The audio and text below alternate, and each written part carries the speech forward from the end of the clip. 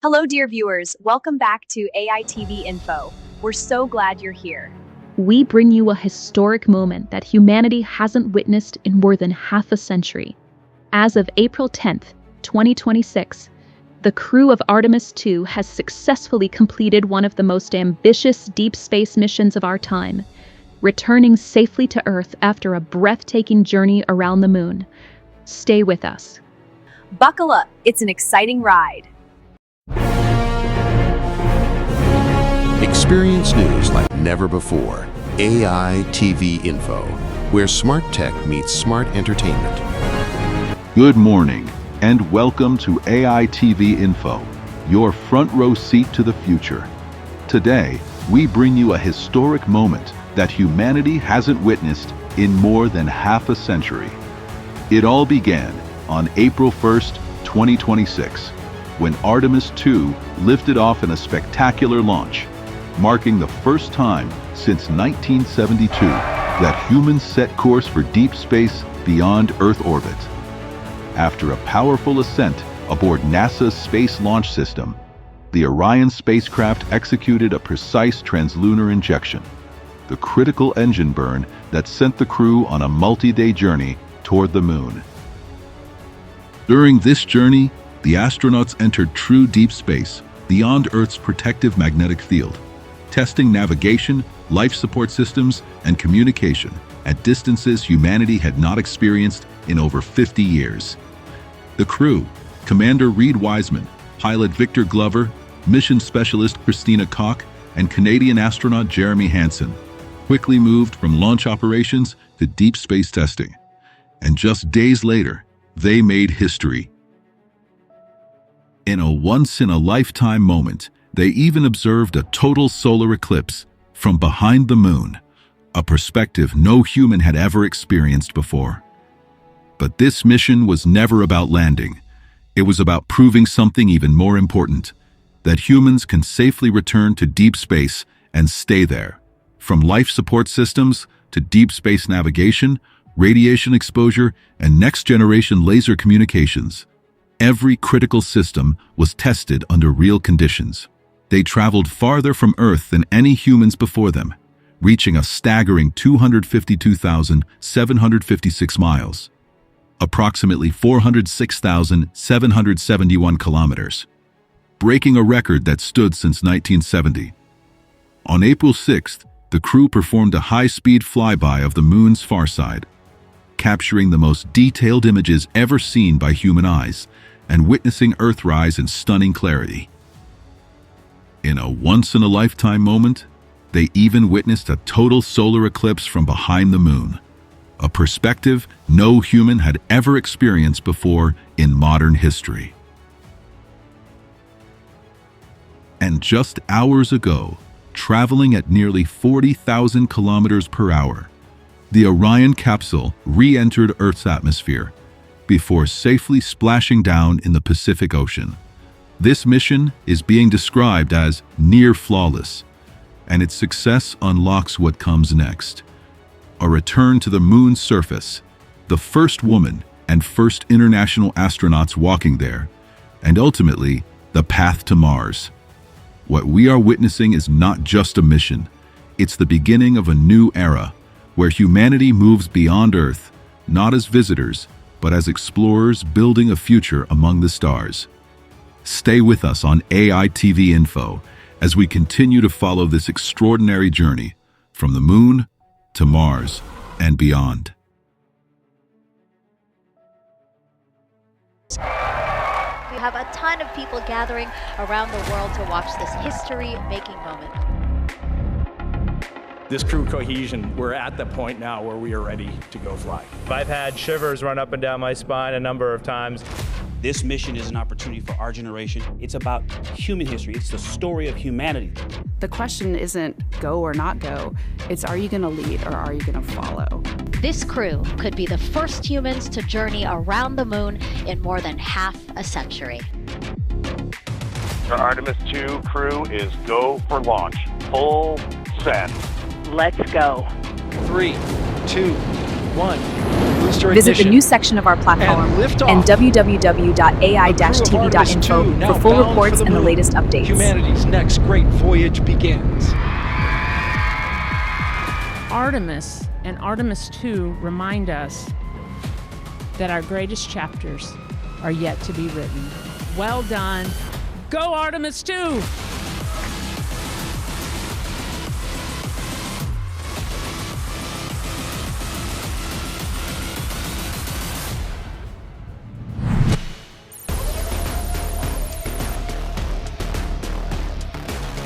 The point is the end game.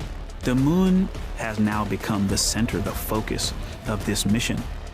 Artemis 2 is the first step in a sustained presence off of planet Earth in deep space. And if we are successful in doing that, I think Artemis 2 becomes just that first little teeny tiny curb that we stepped up on this really long journey.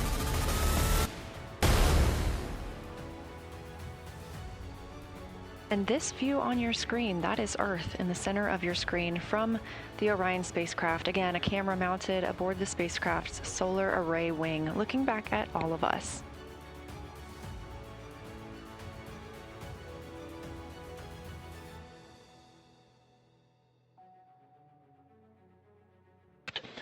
Everything has gone extremely well as we are closing in on the return of Artemis's astronauts from their flight around the moon, an historic lunar flyby that will culminate with that splashdown in the Pacific off the coast of San Diego just 1 hour and 35 minutes from now. And with that, it's a good entry pad, and we can continue in the procedure. Integrity. You're looking at a live view inside Integrity. Reed Wiseman on the left doing a fist bump with pilot Victor Glover on the right, and down in the middeck area just below their feet, suited up in their launch and entry suits, are mission specialists Christina Cook and Jeremy Hansen of the Canadian Space Agency. A number of milestones yet to unfold before splashdown just over an hour and a half from now. Earlier today, the crew woke up at about 10:35 a.m. Central Time. They completed the final major maneuver of the flight, that being the return trajectory correction 3 burn. It was an 8-second burn that fine-tuned its trajectory to enter a corridor over the Pacific Ocean a short time from now. That will be the point of entry interface, where the crew will reach the first traces of Earth's atmosphere at an altitude of 400,000 feet. The crew moved into its entry checklist just after 4 p.m. Central Time, suited up in those launch and entry suits, conducted leak checks, and now are in the final stages of their entry checklist. Instruction 115 of entry checklist. SM separation ATP is go.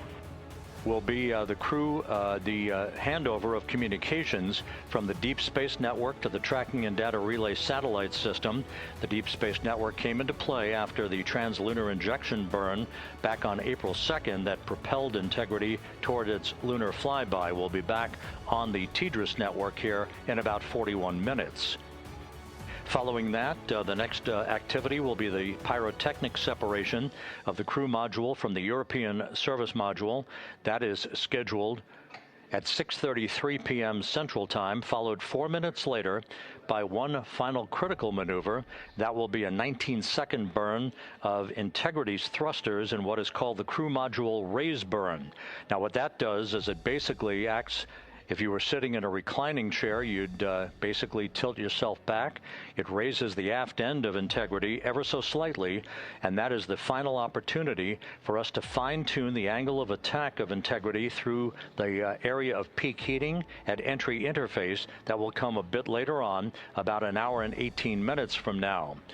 So after the raise burn, we will be in the final orientation that will minimize any peak heating on the heat shield of Integrity, and prior to the time the crew enters the Earth's atmosphere at an altitude of 400,000 feet.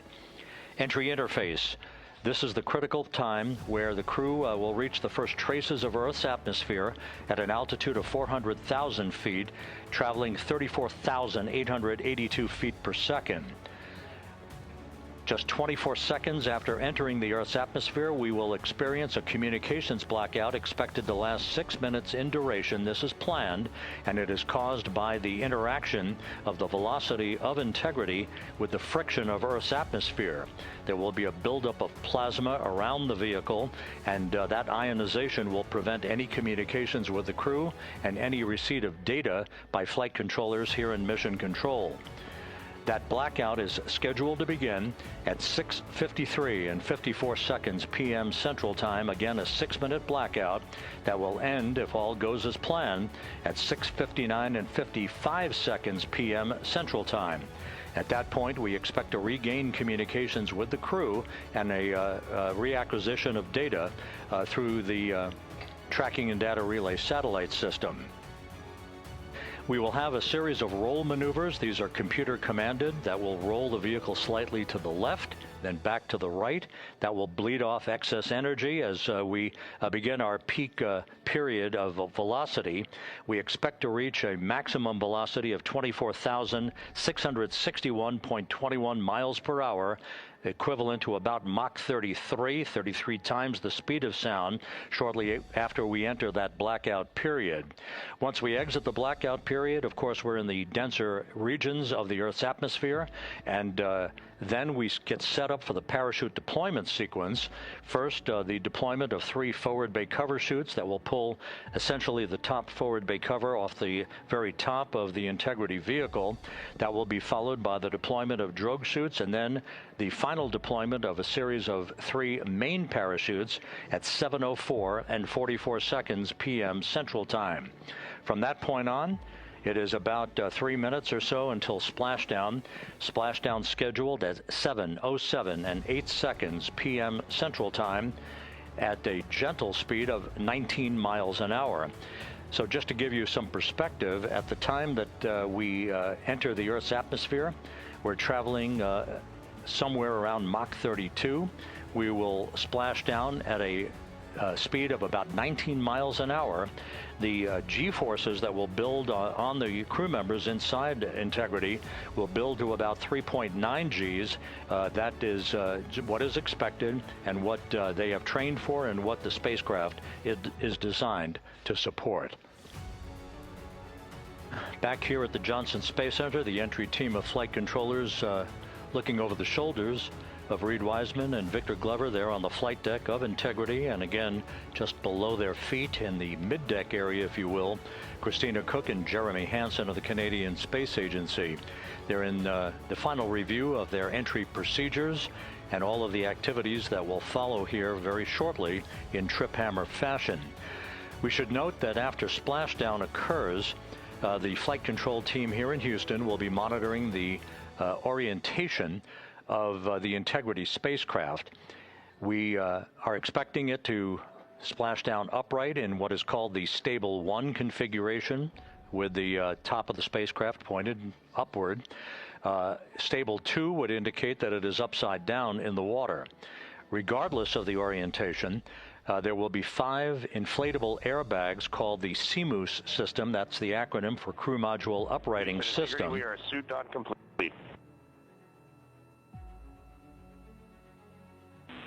Houston copies. Reed Wiseman acknowledging that the final steps in suit donning are now complete for the crew. Leak checks have been completed earlier. The CMOOS system, those 5 inflatable airbags, will be inflated with helium. Those airbags will ensure that the vehicle remains upright. While that activity is going on, the flight control team here will be checking the systems on Integrity, also making sure that there's no leakage of toxic gas from the spacecraft. It should take about 15 minutes from splashdown to the power down of all of the systems on Integrity, and at that point, assuming everything is in a nominal fashion, then the green light will be given for the Navy recovery teams to begin to make their way closer to Integrity, to begin the erection of a large inflatable life raft called a front porch that will be buttressed up alongside the hatchway to the spacecraft. That life raft will be used to bring the crew members out of this vehicle once the hatch is open, one by one. They'll get their land legs back after 9 days of weightlessness before they're put in harnesses to be hoisted one by one in sequential fashion, in an alternating fashion, to the two hovering Navy helicopters overhead. Houston, integrity for status. Go ahead. Seats 3 and 4 are connecting umbilicals. We're going to be stepping into leak check soon. 1 and 2 will be seated. 3 and 4 will be free float, and we'll configure EPROC accordingly. Houston, copies all. Reed Wiseman talking about the current procedures with the suiting of the crew members and subsequent leak checks, a final leak check for all 4 crew members. Everything is actually running a few minutes ahead of schedule. So once the life raft is inflated next to the Integrity spacecraft and the recovery teams have arrived alongside of the vehicle, the hatch will be open and the crew members will be brought outside into that front porch, as it is called, one by one. They then will be hoisted into the hovering helos overhead, and those helos then will turn around once the 4 crew members are on board, 2 for each helicopter, and will head back to the ship. That should be about a 10 to 15 minute transit. Once the helicopters land on the deck of the USS John Murtha, the crew members will be exiting those helicopters and brought into medical bay on the deck on the ship itself for comprehensive medical exams. They will spend a period of time yet to be determined on board the USS John Murtha before they are flown by helicopter to the shore in San Diego, to the San Diego Naval Air Station, and ultimately will board a NASA jet for the flight back to the Johnson Space Center here in Houston. Just to recap some of the key times that are coming up, we are expecting the separation of the crew module from the service module just 43 minutes from now. That is expected to occur at 6:33 p.m. Central Time, 7:33 p.m. Eastern Time. That will be followed just 4 minutes later by the crew module raise burn, the use of Integrity's thrusters one final time in a 19-second burn to slightly tilt the vehicle up into the correct orientation or angle of attack to ensure that it enters the Earth's atmosphere at the right angle, if you will. That will help deflect the buildup of heat against Integrity's heat shield. This was a deliberate move, a change in the procedures from the Artemis 1 mission that resulted in unexpected char loss on the Avcoat heat shield that had not been intended based on the entry trajectory for the Artemis 1 mission. What we're doing is we deliberately changed the trajectory of the entry from a skip entry that was about a 3,000-mile transit across the Pacific Ocean. We are expecting now from entry interface to the point of splashdown to have a range of just 1,701 nautical miles, and that in of itself will reduce the exposure time of heating on the heat shield of the spacecraft. Once the raise burn is complete, then the stage is set for entry interface at 6:53 and 31 seconds p.m. Central Time. That means that Integrity will be entering the Earth's atmosphere at an altitude of 400,000 feet, traveling at about 34,882 feet per second, heading for its splashdown site off the coast of San Diego, as you just heard from Megan Cruz on the deck of the USS John Murtha. Splashdown once again under those 3 main parachutes is expected at 7:07 and 8 seconds p.m. Central Time, 5:07 p.m. Pacific Time, 2.5 hours before sunset.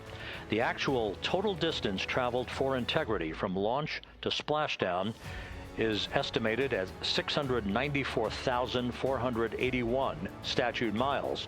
Now that includes the first high elliptical Earth orbit following launch that enabled Integrity to move to 43,000 miles above the Earth at its apogee, and enabling a 24-hour period of systems checkouts before the flight control team here and the mission management team gave approval for Integrity to conduct its translunar injection that propelled it on its way to the moon and its historic lunar flyby. So the total distance we expect this vehicle to have traveled at splashdown, 694,481 statute miles.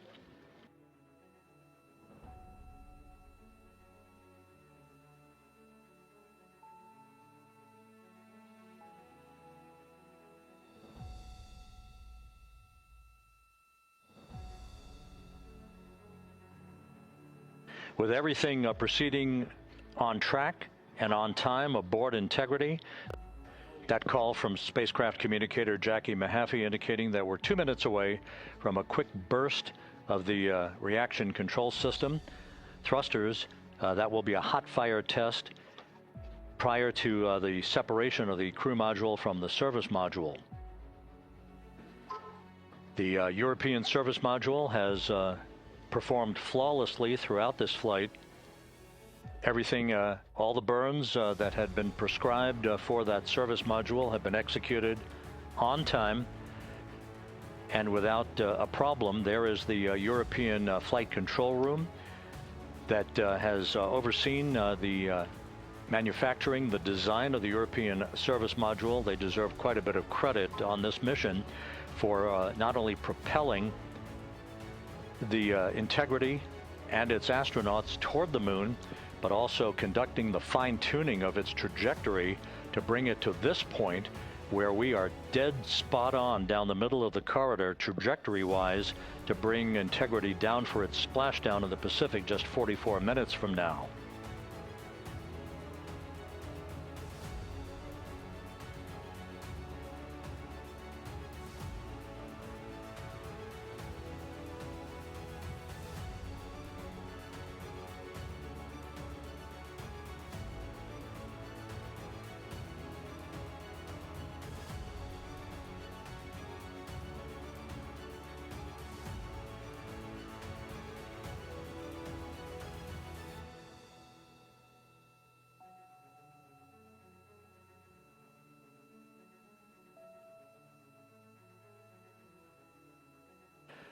What you're looking at is a computer-generated visualization based on real-time telemetry from Integrity.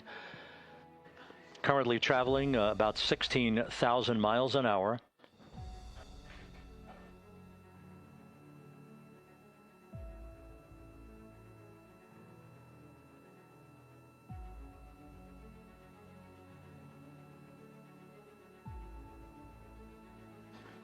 Integrity traveling about 16,000 miles an hour. For the prop cautions, we're taking a look.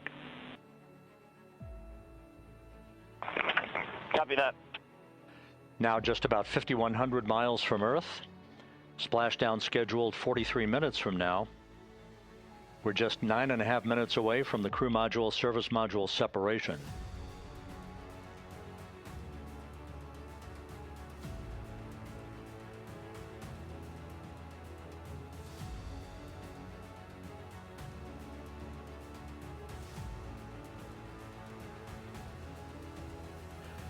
We are confirming. Integrity, we are assessing details, but so far looks like a good hot fire. Looks good on board, Jackie. Thank you. And Jackie Mahaffey took the words out of my mouth. I was just about to say that we had a good hot fire test of the thrusters in advance of the crew module service module separation that's coming up just 8.5 minutes from now. This will begin the period in which we will have rapid-fire succession of critical activities on board that will lead to entry interface just 28 minutes from now, where the vehicle will enter the Earth's atmosphere at an altitude of 400,000 feet. The time of entry interface, 6:53 and 30 seconds p.m. Central Time.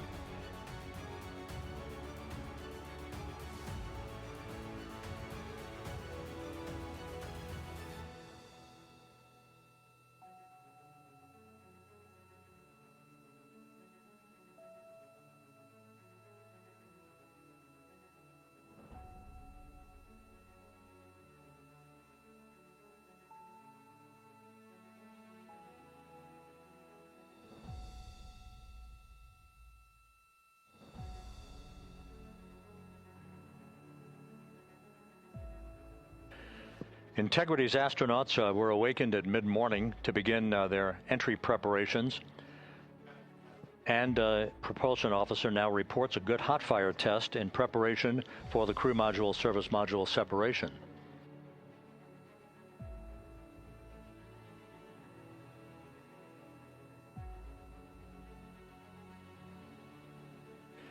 We're now inside 41 minutes until splashdown. Integrity Houston, we have confirmed a good CMRCS hot fire. And although we are not seeing GPS acquired yet, you can skip the troubleshooting steps in 157 for now. Integrity copies.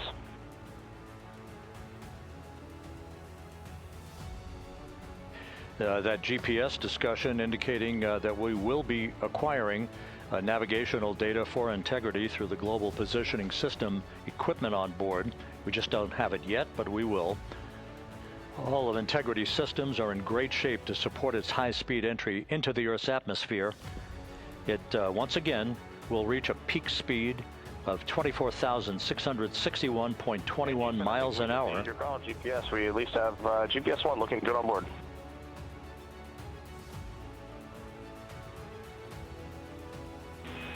We are confirming.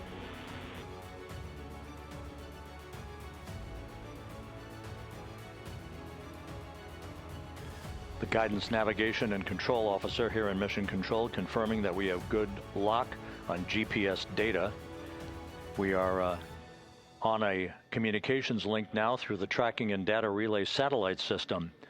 Now, following splashdown, we're going to lose that link and go to what's called a VLDR, a very low data rate communications link, so that we can talk to the crew inside Integrity as they are on the water. Integrity, confirm we do see good GPS. We do too, especially GPS 1 is accepting in nav channels 1 and 3. That GPS data is basically telling Integrity's onboard computers its position relative to the Earth, but its trajectory and its orientation according to flight dynamics and the Guidance, Navigation, and Control Officer is spot on. We have now armed the pyros for the crew module service module separation coming up less than 5 minutes from now.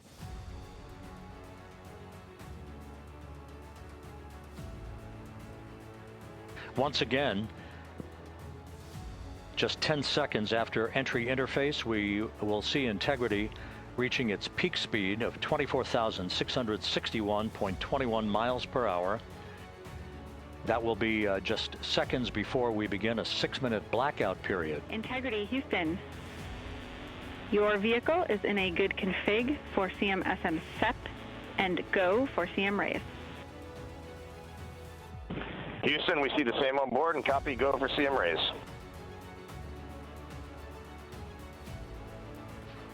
That CM raise referred to as the slight firing of 19 seconds by Integrity's thrusters with a change in velocity of 9.9 feet per second, a slight nudge of the aft end of the vehicle so that it's tilted a bit upward, providing the final angle of attack as the vehicle enters the Earth's atmosphere.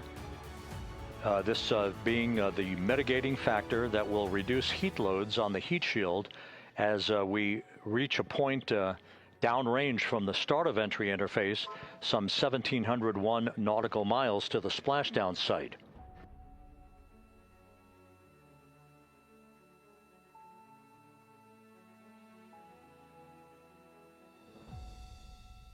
Integrity systems in excellent shape. We are currently 3,300 nautical miles left in this mission. Splashdown scheduled 36 minutes, 39 seconds from now.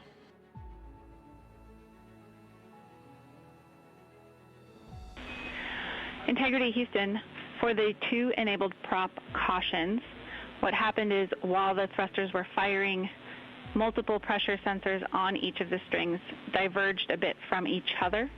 Those limits look to be set pretty tight. We think it could happen again when the thrusters fire in the future, so we are going to suppress those messages.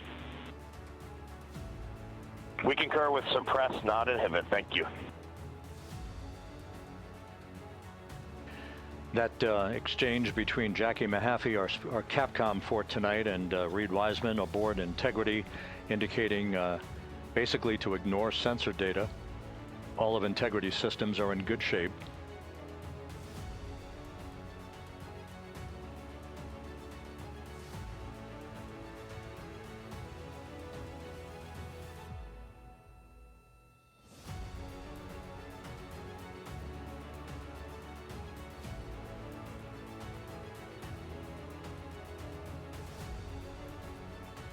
Now, coming up on about 90 seconds till the crew module, service module separation.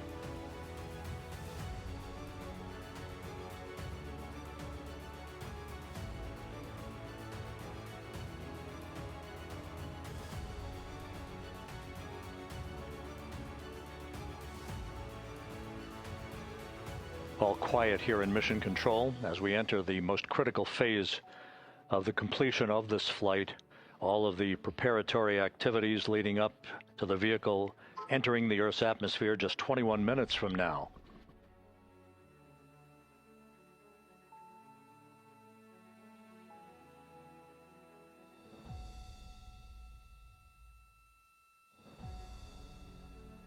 Coming up on 1 minute.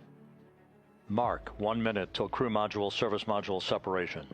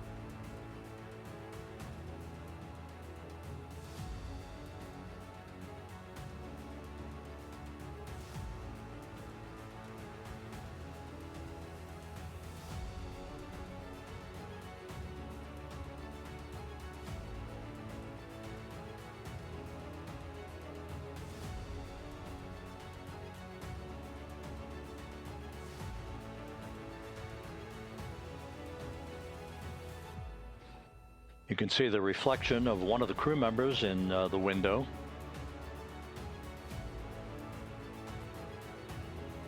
Out in the Pacific, the weather conditions remain go. Just a few clouds, some scattered clouds. Winds at 10 knots. Wave heights just about 4 feet. A gentle day in the Pacific for the homecoming of Integrity's astronauts.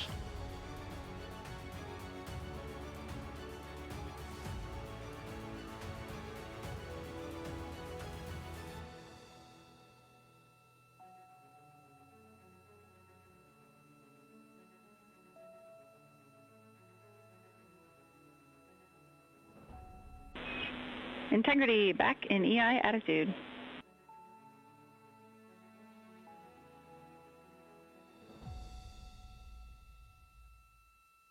We see the same on board, Jackie.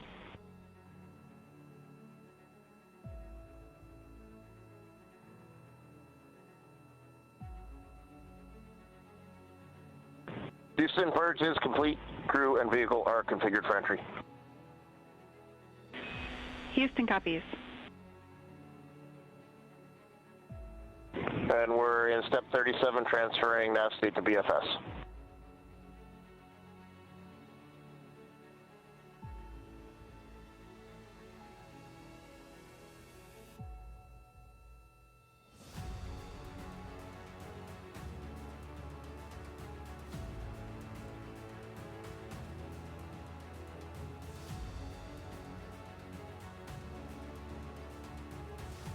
And Houston, in instruction 509, we are not below 0.2.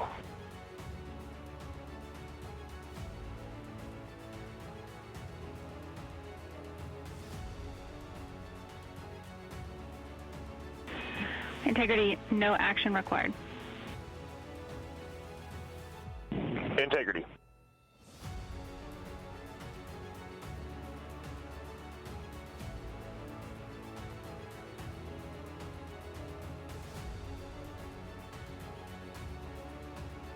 Now 6 minutes away from entry interface. We will hit the first traces of Earth's atmosphere at an altitude of 400,000 feet, traveling about 34,882 feet per second. Range to splashdown at that point will be 1,701 nautical miles.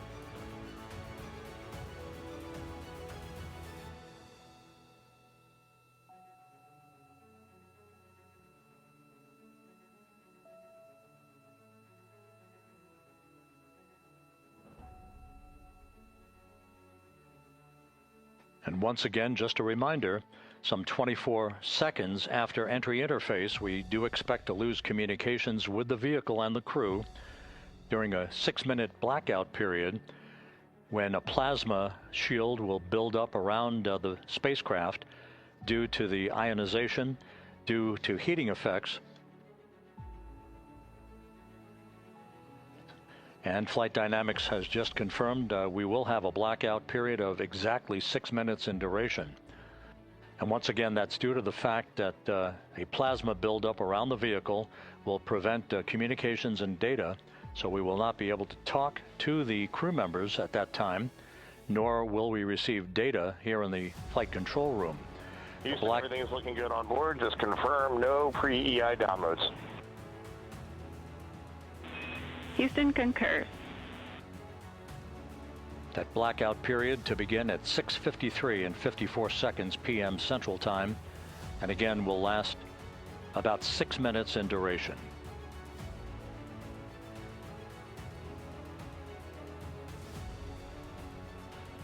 We're 4 minutes away from entry interface.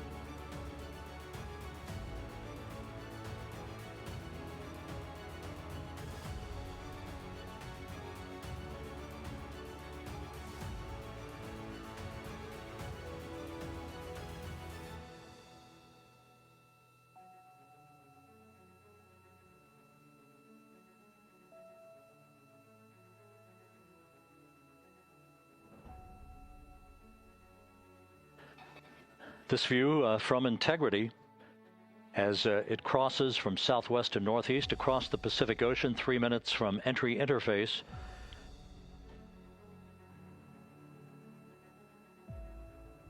"16.5 minutes till splashdown."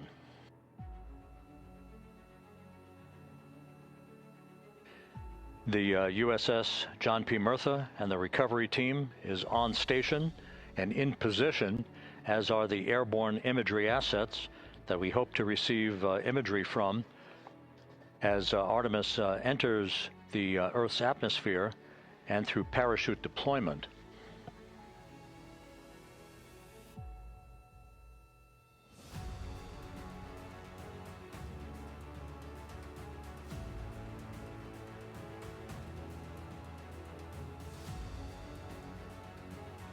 All of Integrity's systems are in great shape. The crew is ready to complete its mission just 15.5 minutes from now. All of the activities today have gone off in perfect fashion. No issues with the vehicle, no issues with the crew. And the weather at the splashdown site is go.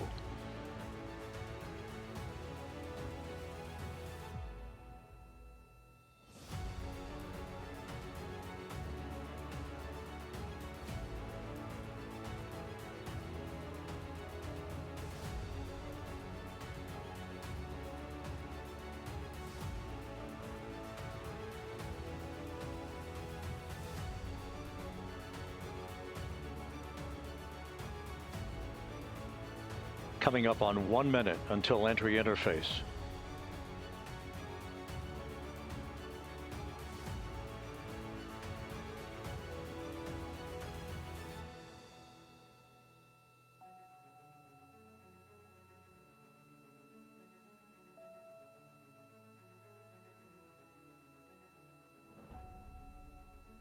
Mark 1 minute until entry interface. 1 minute 20 seconds until the expected start of our 6-minute blackout. Integrity, 1 minute to a 6-minute blackout. Integrity.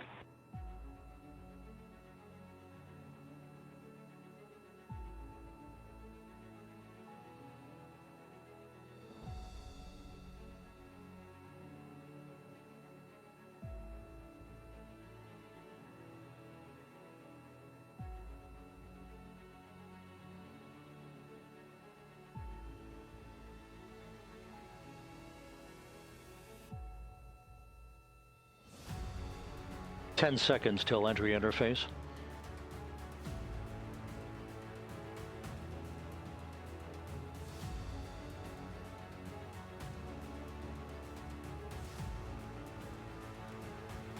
And we have crossed the threshold, now entering the Earth's atmosphere. We're at 400,000 feet, traveling 34,800 feet per second.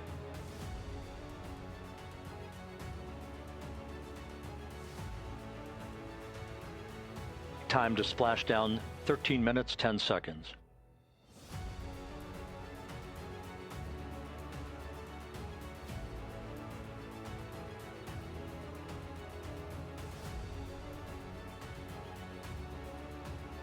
And as predicted, we've entered our communications blackout. This will be a 6-minute blackout period. No voice, no data from the crew.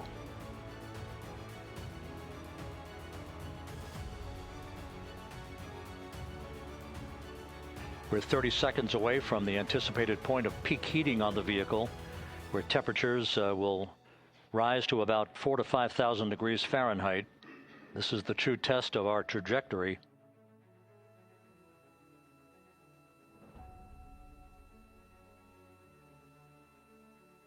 And from the G5 aircraft in the vicinity of the splashdown zone, this view of integrity. So that pinpoint of light shows the vehicle as it enters the period of peak heating in the Earth's atmosphere, the first tug of gravity being felt by Integrity's astronauts since their launch back on April 1st.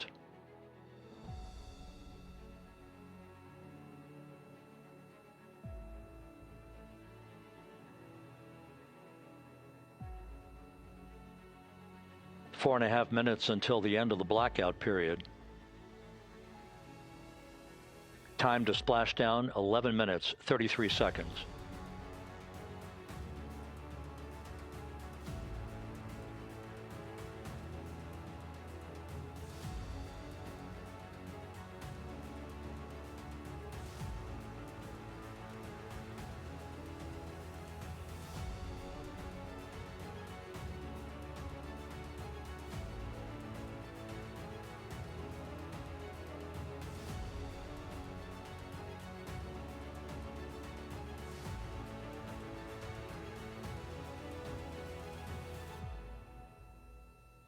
The landing and support officer reports that the P3 has acquisition on Integrity.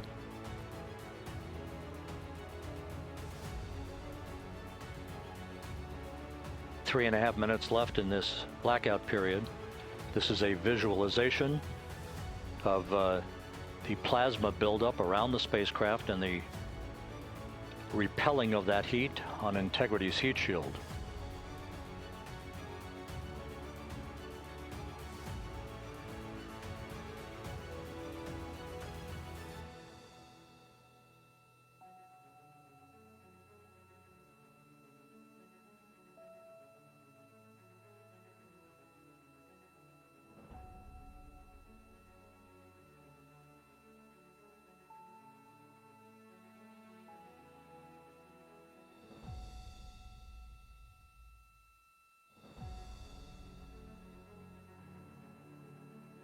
Flight Dynamics reports that airborne assets in the vicinity of the splashdown zone do have a visual on Integrity.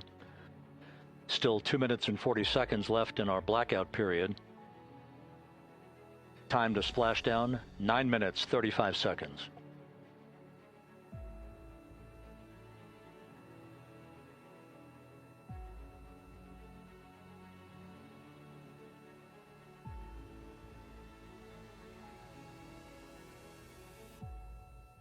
Multiple airborne assets as part of the recovery team all have visuals on Integrity.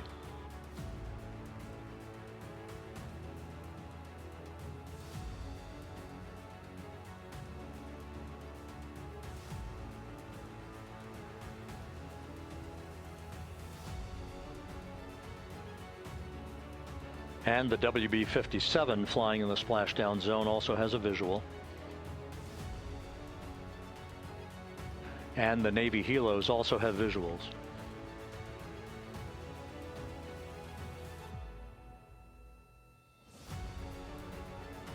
We're still in the blackout period. Still do not have communications from the crew.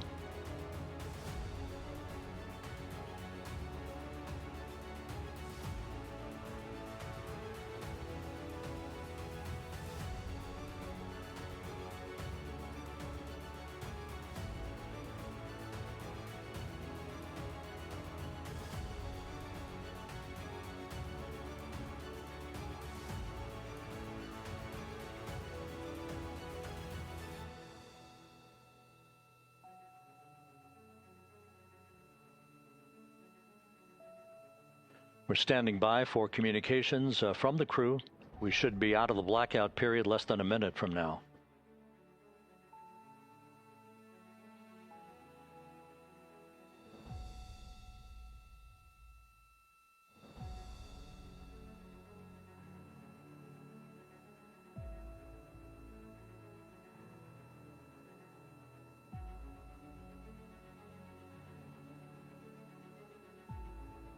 We are now processing data from Integrity.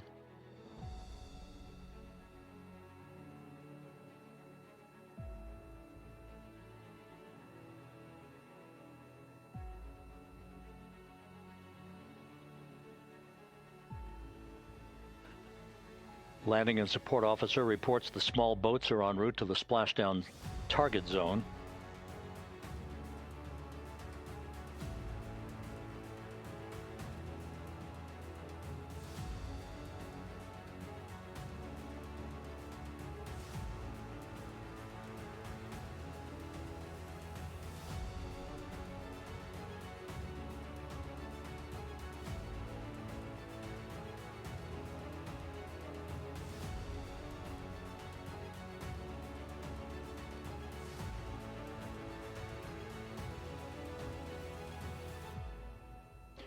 Passing through 150,000 feet, our trajectory is perfect. We're getting intermittent views of Integrity. Still waiting to establish voice communication.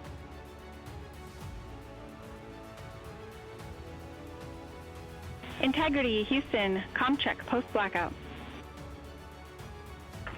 Houston, Integrity, we have you loud and clear. Your trajectory is nominal, and your recovery teams have visual. Guidance looks good. No action for the enabled internal camera controller fail. Big cheers from the viewing room here in Mission Control as voice communication reestablished with Commander Reed Wiseman. For America and a waiting world, Integrity is 5.5 minutes away from coming home.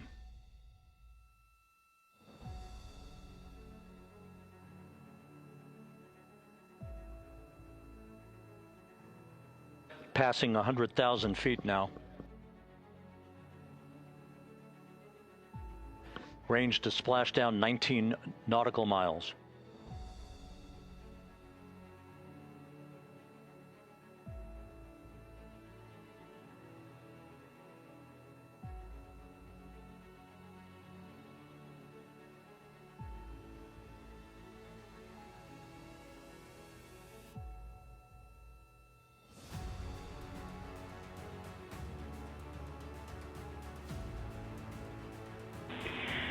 Integrity, impact to the camera controller fail is no Cab 1 views of the chutes.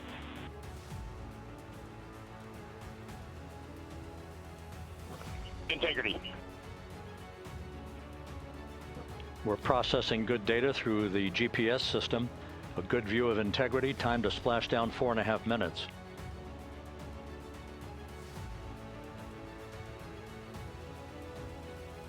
And a view of Integrity from the WB-57. We're at 50,000 feet.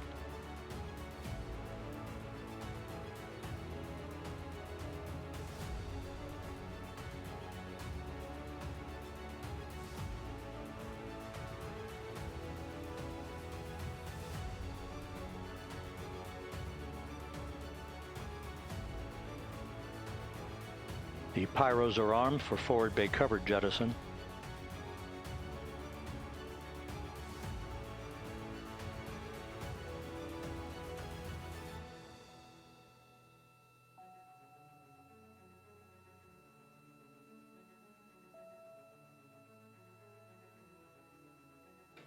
And there go the first series of parachutes, and we're on drogues. And Houston, we're visual 2 drogues out the window. 2 good drogue shoots. Next up. We copy, we see them. Next up, the deployment of pilot parachutes that will pull the main chutes out. Time to splash down 3 minutes and 10 seconds.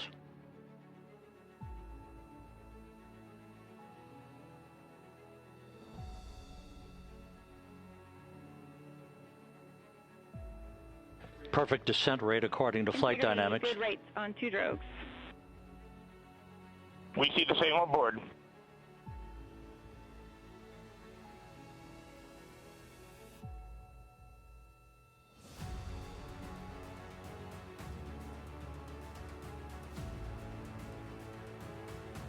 Passing through 10,000 feet, still on drogues.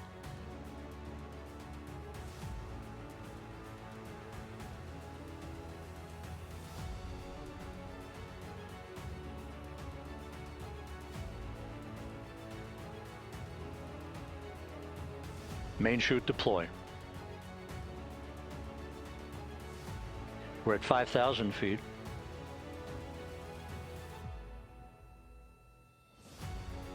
Search and recovery beacon has been activated on Integrity. And we have 3 good main chutes. Good 3 main chutes, good reefing, good descent rate. Good rates, and we see 3 good-looking parachutes.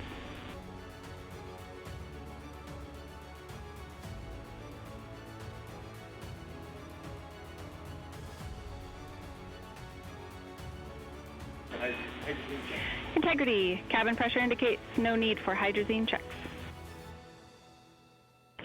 Integrity copies. This is a perfect descent for Integrity. Its crew sounding hale and hearty on board. Time to splash down 1 minute, 15 seconds.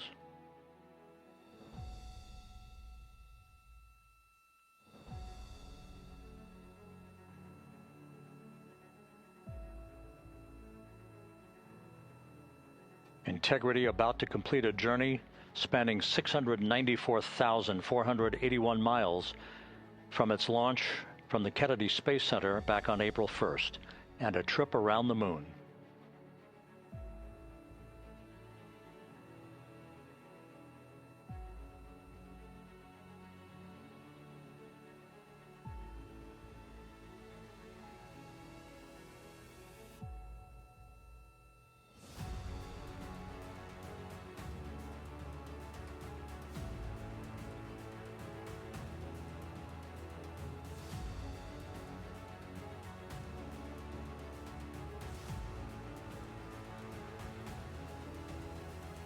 Passing through 1,000 feet.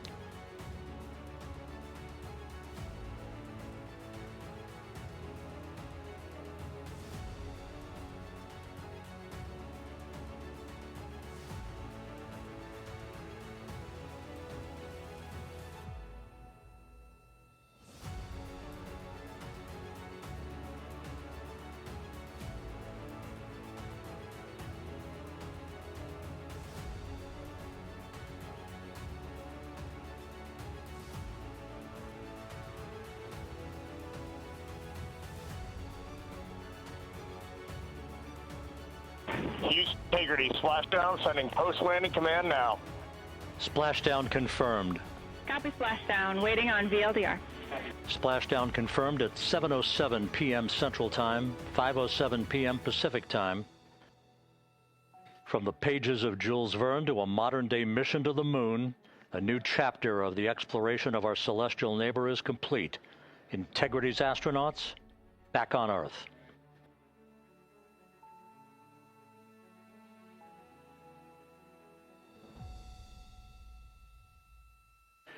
And the landing and support officer reports the vehicle is stable 1. We still will be deploying the crew module uprighting system to maintain that orientation. A perfect bullseye splashdown for Integrity and its 4 astronauts.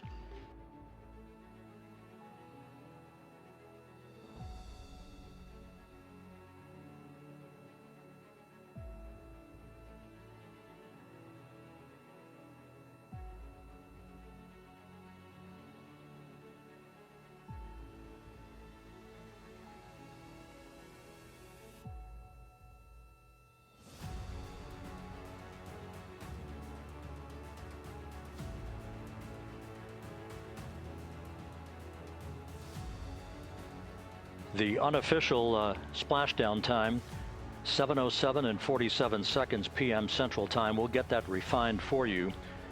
That would put the end of the mission at a mission elapsed time of 9 days, 1 hour, 31 minutes, 35 seconds.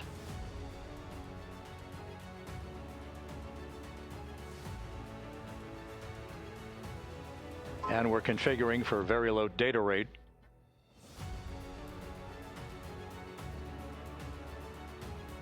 Once again, splashdown occurring in the Pacific, southwest of San Diego at 7:07 and 47 seconds p.m. Integrity Houston, comm check on VLDR.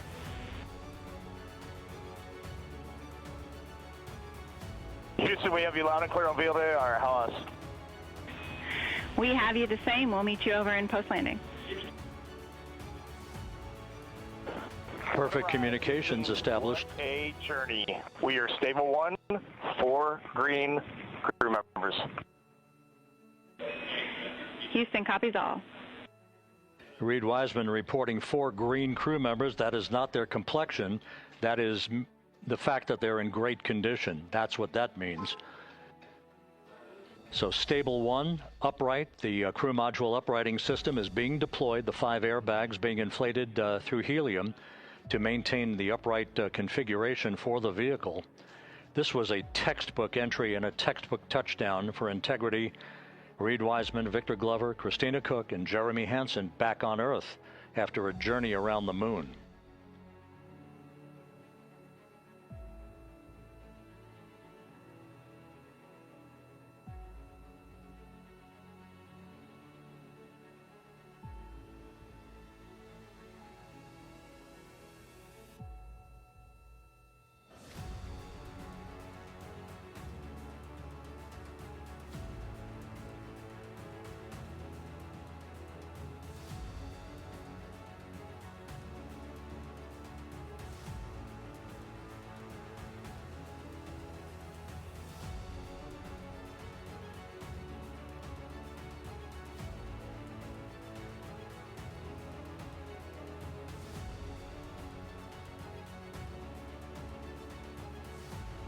We continue to monitor the functioning of the CMOOS system.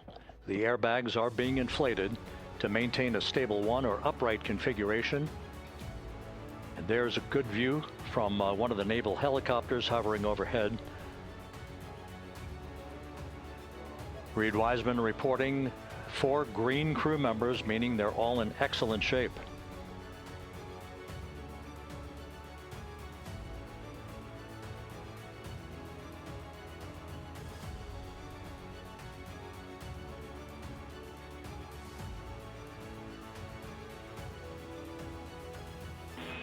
Integrity Houston for SAR beacon and radio. SAR beacon is in 406 and we're powering the radio now. Go ahead. We see the beacon on, however, the recovery team is not seeing the signal.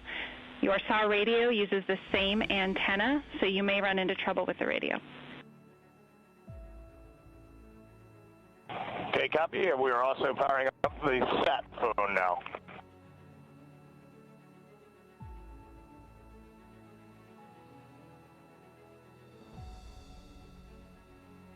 So Integrity is in great shape, and as the crew continues its post-splashdown timelined activities on board, Reed Wiseman once again reporting that all 4 crew members are in excellent shape.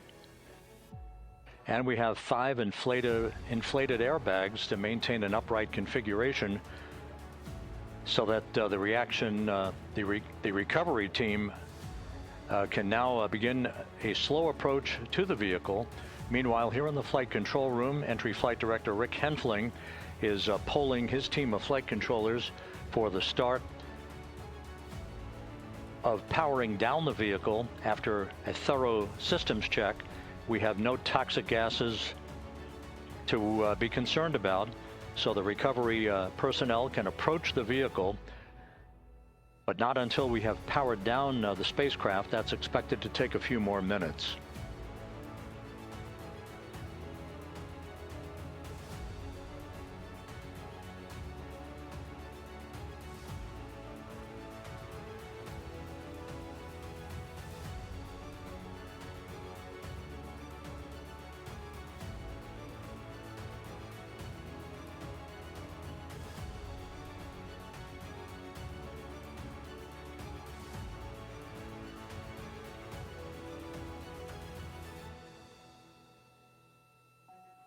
Integrity back on Earth following its historic flyby of the moon. It was, for all intents and purposes, a textbook mission. On 2828, but I'll remain on this frequency. We copy.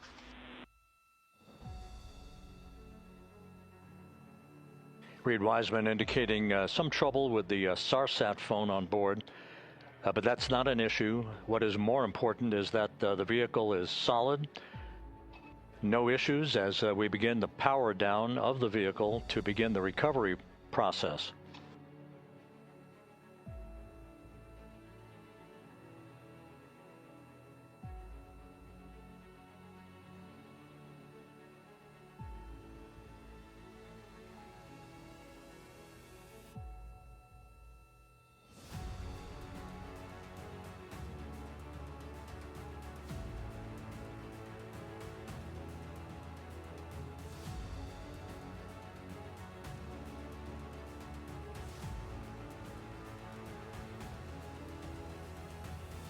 The propulsion officer here in Mission Control reports that we have safed the prop system on Integrity. Can you say again? That was very weak and broken.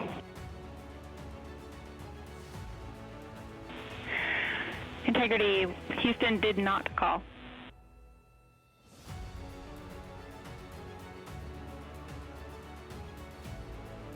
Copy that, Houston. It might have been on the SAR radio. Stand by.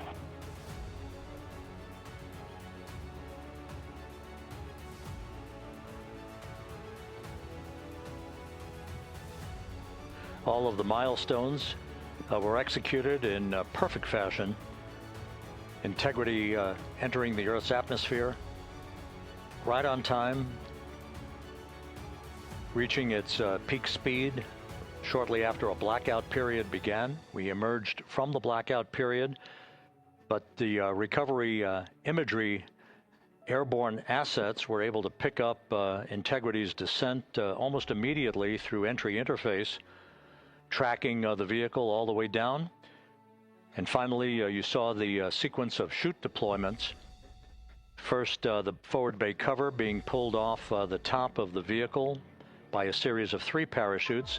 Then the drogue chutes were deployed, followed by the 3 main chutes that slowed the splashdown velocity of Integrity to just 19 miles an hour.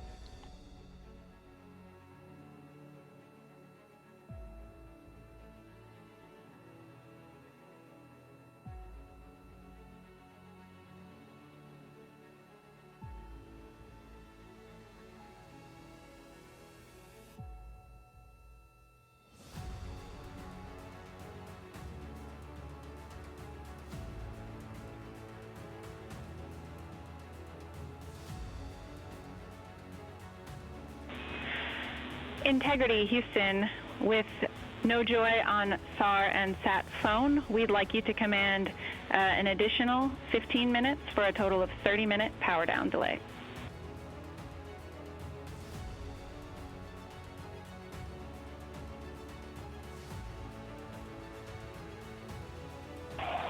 All right, Jackie, we have selected T/D+30. No joy on SAR radio or sat phone. And stand by, we have the master diver on SAR radio. Please hold comms. Hey, Lily. Excuse me. Hey, Jackie, we just got the master diver on SAR.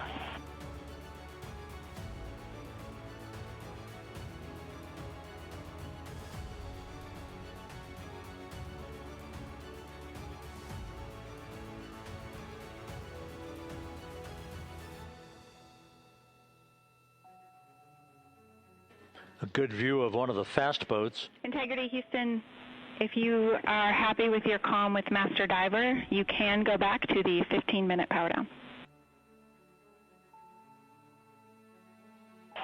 Okay, stand by. Yeah, we'll confirm here in a second.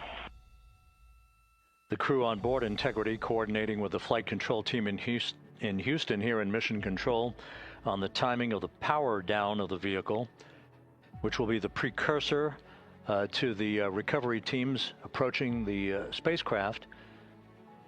There are no issues with Integrity.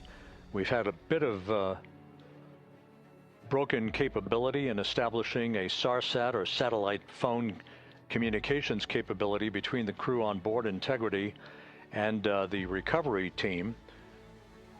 That will get sorted out here shortly.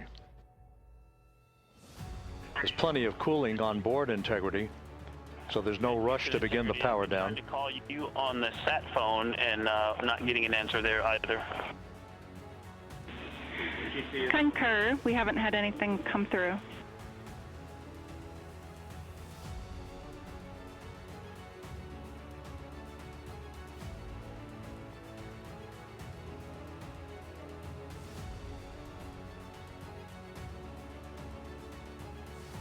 And Houston, if you could relay to recovery that we hear them, but it does not appear as though they are hearing us.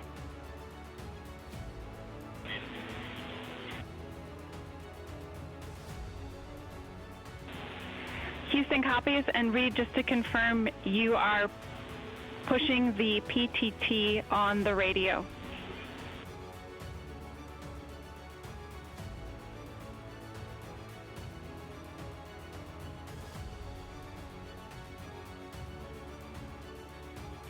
So as we continue to sort out the communications between Integrity and the recovery teams, we are standing by for the initiation of the power down procedures that, as you see, the recovery teams are moving towards the side of the capsule.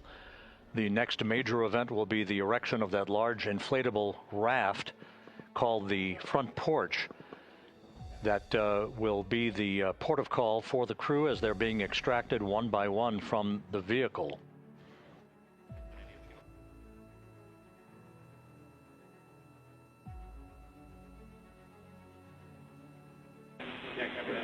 Integrity, Houston, for sat phone, we are going to attempt to call you.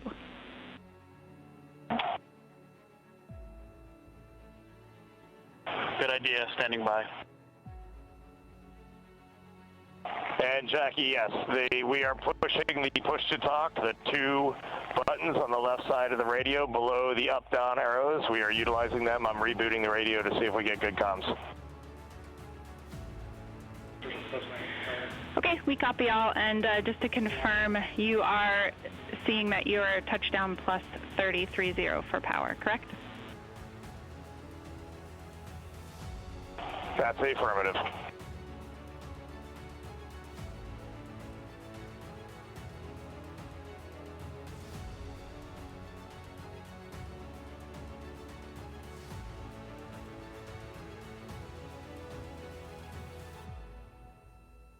We are trying a backdoor approach to have Mission Control here call the crew on their satellite phone.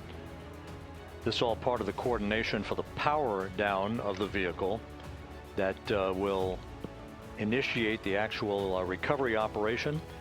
The first boats with the Navy divers on board are standing by, waiting to close in on Integrity to begin the process of erecting the large inflatable raft that's called the front porch that will be where the astronauts are extracted from so that they can have a few minutes to get their land legs back before they're hoisted aboard the Navy helicopters for the flight back to the deck of the USS John P. Murtha. Do not reply.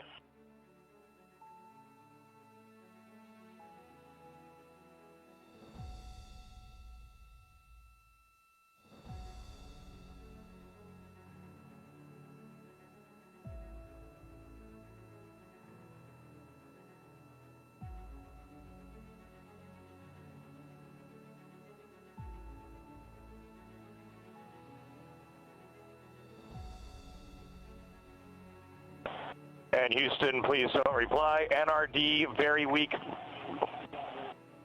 but readable. Master Diver, we can hear, but they cannot hear us.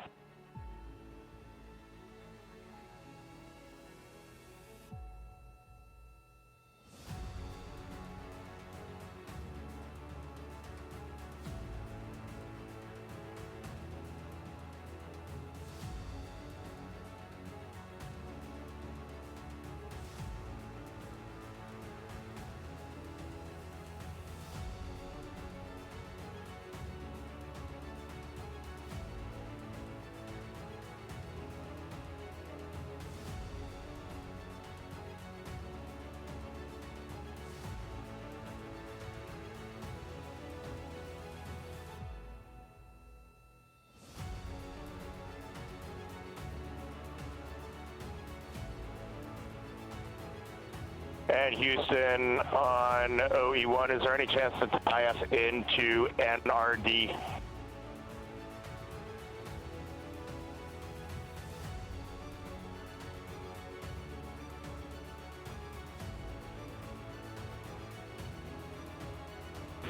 Checking.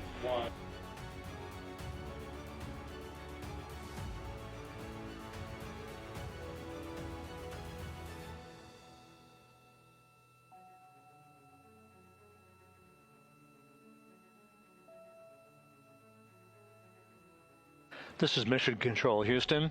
While we stand by for the establishment of communications between Integrity and the recovery team that is basically standing by very close to the spacecraft, we're going to go to the deck of the USS John P. Murtha, where Megan Cruz is standing by with Administrator Jared Isaacman.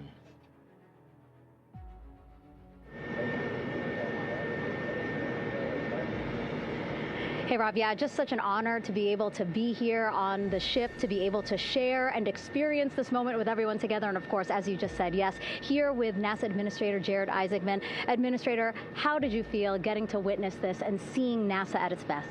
Oh, I mean, I'm honestly, I'm still at a loss for words. I mean, you know, like the childhood Jared right now can't believe what I just saw. I mean, almost been waiting my whole lifetime to see this, and then as NASA Administrator, I just couldn't be more proud of the entire workforce, the years, the effort, the late nights, all the hard work from across the country that contributed to this incredible moment right now. And yeah, incredibly grateful too for our teams here on the John P. Murtha right now. Yeah, look at them behind us here. Got everybody. Hey, what do you guys think? We just brought some astronauts back from the moon, huh? Unbelievable. Thank you. Yeah, so grateful to the Navy, the sailors that are here, the NASA teams. I mean, this is a joint effort that's on their way right now. These recovery forces are getting out to our Orion spacecraft, to Integrity, to get our astronauts back on the ship safely. Yeah, and this is not just an accomplishment for NASA. This is an accomplishment for humanity. Again, a historic mission to the moon and back. How does this make you feel, and what do you hope people take away from this? Well, I'll tell you, you know, I think about the crew members that we've all had an opportunity to observe over the last 10 days, right? I mean, they're absolutely professional astronauts. I mean, wonderful communicators, almost poets. But then I think these were the ambassadors from humanity to the stars that we sent out there right now. And I can't imagine a better crew than the Artemis II crew that just completed a perfect mission right now. So yes, it's a huge moment for everybody, right? I mean, we are back in the business of sending astronauts to the moon, bringing them back safely, and to set up for a series more. I mean, this is not a once in a lifetime, which you hear sometimes around here. It's like, this was a once in a lifetime. No, it's not. This is just the beginning. We are going to get back into doing this with frequency, sending missions to the moon until we land on it in 2028 and start building our base. Yeah, are we going to build on the momentum for Artemis 3? I mean, it's just around the corner. Absolutely. So I mean, that's, you know, part of me too. Like, I can't wait to get the crew off of Integrity right now, but also getting Integrity back on this ship so we can start taking a look at it, because all that data is so precious to us right now. I mean, we are going to definitely want to take a good look at the thermal protection system. We're going to want to download all the data they couldn't transmit back to us and use that to inform Artemis 3. But we're already making progress, right? You had SRB segments already showing up at KSC. Core stage for Artemis 3 is rolling out on April 20th. We're getting Mobile Launcher 1 back in vehicle assembly building. So yes, there is a lot to celebrate right now on a mission well accomplished for Artemis 2, and at the same time, we got to start getting ready for 3. Amazing. And last question, you know, for people who joined us for all 10 days to see what we can accomplish together with our international partners, what do you think about the fact that we're going to keep doing this more and more and more? It's incredibly exciting. I mean, yes, it's the contributions, like the best and brightest across the NASA workforce from across the country, our industry partners, our international partners. We had a Canadian Space Agency astronaut on board in Jeremy. We had the European Service Module. And you think, in the days leading up to this launch, I mean, 48 hours prior to launching Artemis 2, I was meeting with the Italian Space Agency. We signed a memorandum of understanding to build a habitation module on the moon. I mean, you have countries, all of our allies and partners coming together saying, we are committed to this effort. We are returning to the moon. We're doing it to stay. We are building that enduring presence. We are going to master the skills on the surface of the moon so someday we can undertake missions to Mars. It's just an incredibly exciting time, and we're not going at it alone. We're bringing everybody along with us. Absolutely. And speaking of everyone, one more time, we're going to ask the crew here, you guys ready to land on the moon? Awesome. I love that. Okay, well, thank you so much, Administrator. Appreciate you being here. We're, of course, going to stay on to watch the crew get extracted from Orion, so stay tuned, and we'll see you back here shortly.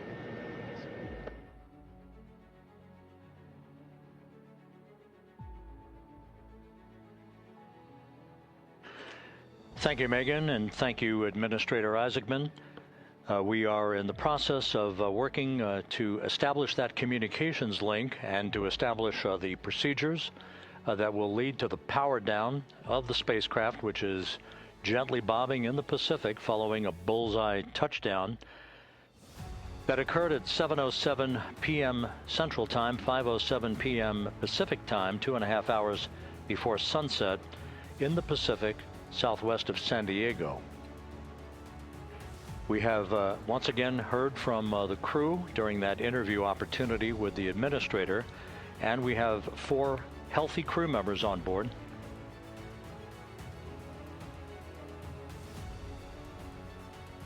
We now have confirmation that the vehicle has been powered down as per the procedures. So we have vehicle powered down, and the flight control team here in Houston, Flight Director Rick Henfling, has handed over mission authority to the Exploration Ground Systems team out in the Pacific. Now, we will physically not get off console with this team until the crew has been extracted into the front porch, that inflatable raft that will be erected along the side hatch of Integrity. So we're standing by for that in the next step in the recovery procedures. But everything is in great shape, and we have 4 healthy crew members on board the vehicle.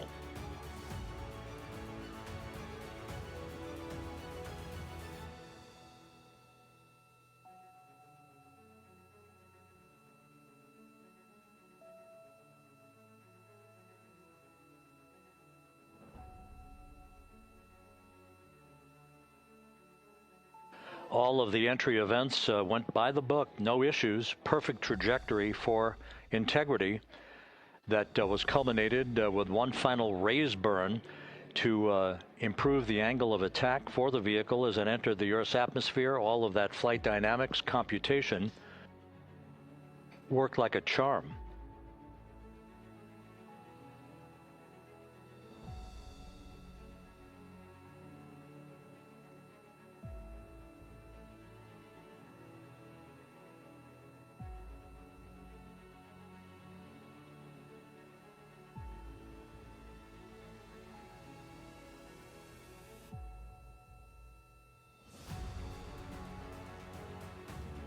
So we are standing by for the recovery team to approach Integrity and begin the process of erecting that inflatable raft called the front porch, which will see the crew members be extracted from the hatch of Orion into that inflatable raft before they're hoisted aboard 2 Navy helicopters in a variety of different configurations. Each crew member will be hoisted in sequential fashion, in alternating fashion, 2 crew members for each helicopter before they turn around to head back to the John P. Murtha. Once on the deck of the ship, they'll be brought into medical bay for comprehensive medical exams. But Reed Wiseman has reported several times that the crew is in excellent shape.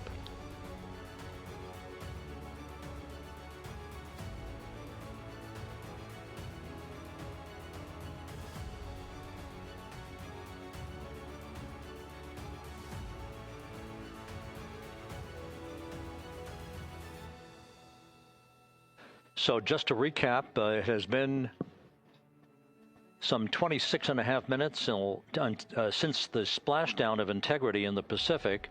The vehicle is in excellent shape. It performed like a champ all the way down through the Earth's atmosphere. All of the vehicle functions were checked off in excellent trip hammer fashion. The parachutes all deployed as planned. Splashdown occurring at 7:07 p.m. Central Time, 5:07 p.m. Pacific Time.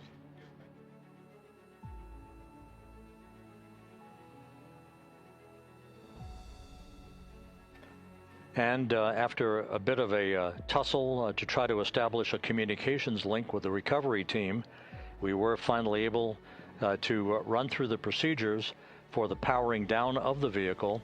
We've handed over mission authority to the Exploration Ground Systems folks out in the Pacific, and the recovery team will be approaching the vehicle shortly to erect the inflatable raft called the front porch before opening the hatch to Integrity to bring the crew members onto that raft before they're hoisted onto 2 Navy helicopters, 2 crew members for each helicopter, before they're flown back to the deck of the USS John P. Murtha.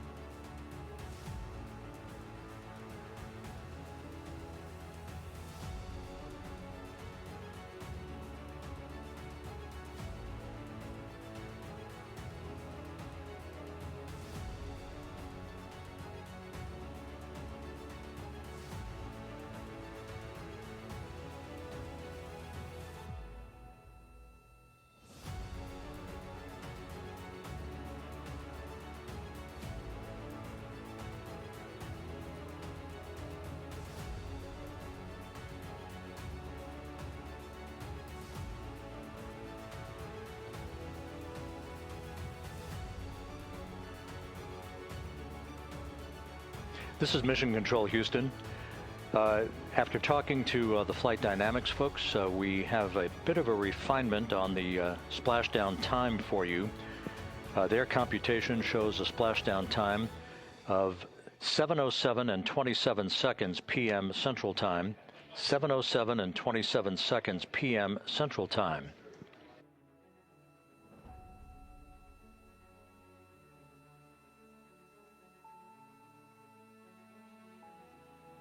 That would equate to a mission elapsed time of 9 days, 1 hour, 32 minutes, and 15 seconds.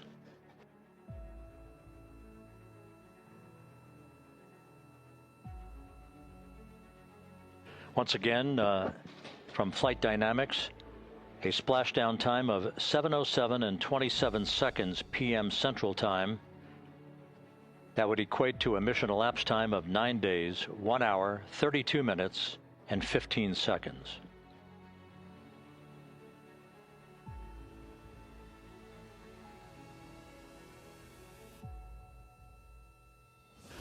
Reports from the Pacific indicate that the recovery team in communications with the crew aboard Integrity, that the crew remains in excellent shape as they await the approach of the team for a final hazard gas evaluation before they move to the side of the vehicle to erect the inflatable life raft called the front porch.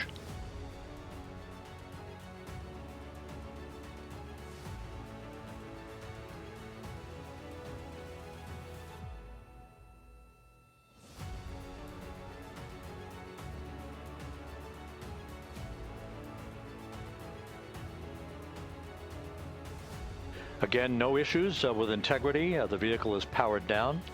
All of its systems are now safed.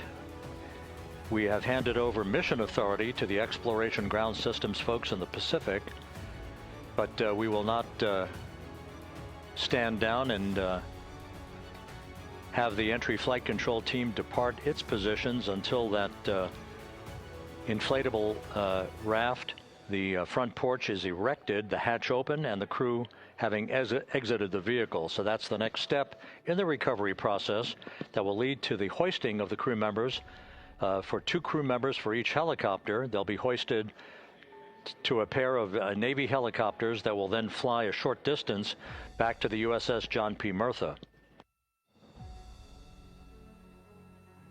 What you're looking at is one of the fast boats circling the vehicle to make a hazard assessment.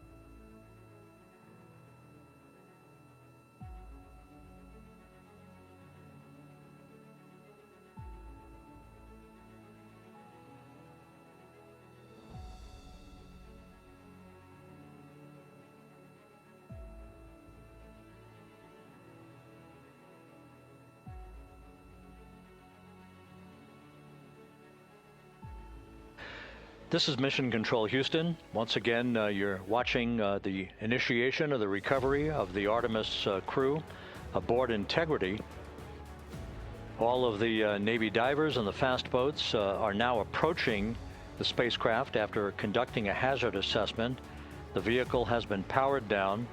Entry Flight Director Rick Henfling now waiting for the life raft, the front porch, to be erected along the side of the vehicle so that the hatch can be opened and the crew members extracted from Integrity, soon to be hoisted one by one into a pair of Navy helicopters for a short flight back to the deck of the USS John P. Murtha. If you missed it earlier, we talked to Flight Dynamics and received a more official touchdown time or splashdown time, as it were, of 7:07 and 27 seconds p.m. Central Time, 5:07 and 27 seconds p.m. Pacific Time. That would equate to a mission elapsed time of 9 days, 1 hour, 32 minutes, and 15 seconds.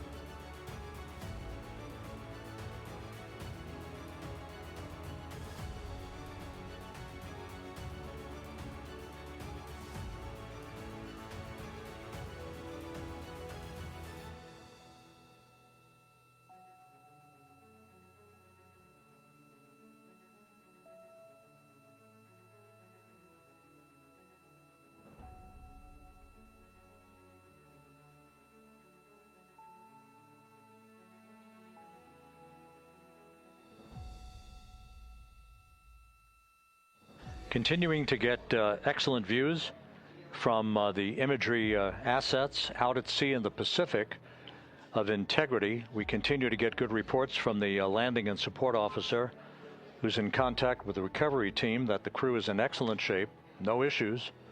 They're just currently biding their time, waiting for the front porch to be erected.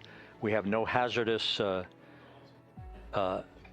hazard gases and no hazardous situation with the vehicle. It performed perfectly all the way down from entry interface to its splashdown in the Pacific at 7:07 and 27 seconds p.m. Central Time. And as you can see, the first phalanx of recovery personnel now pulling up alongside of Integrity.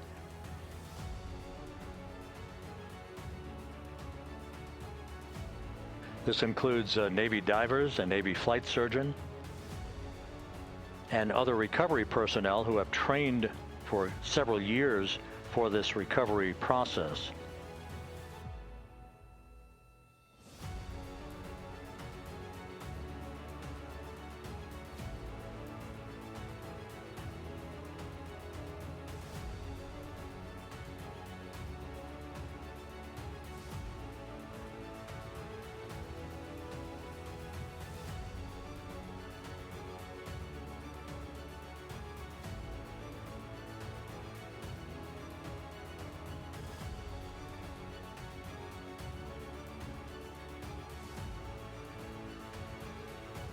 At this hour, some 41 minutes following splashdown, the vehicle has been powered down. There's no hazardous gas emanating from the vehicle. That's why the first team of recovery personnel has been able to pull alongside Integrity.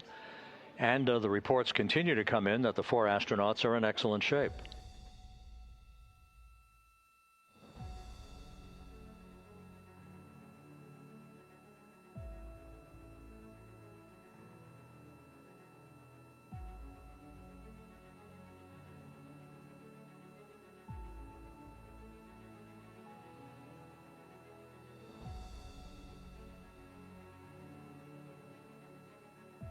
Yes.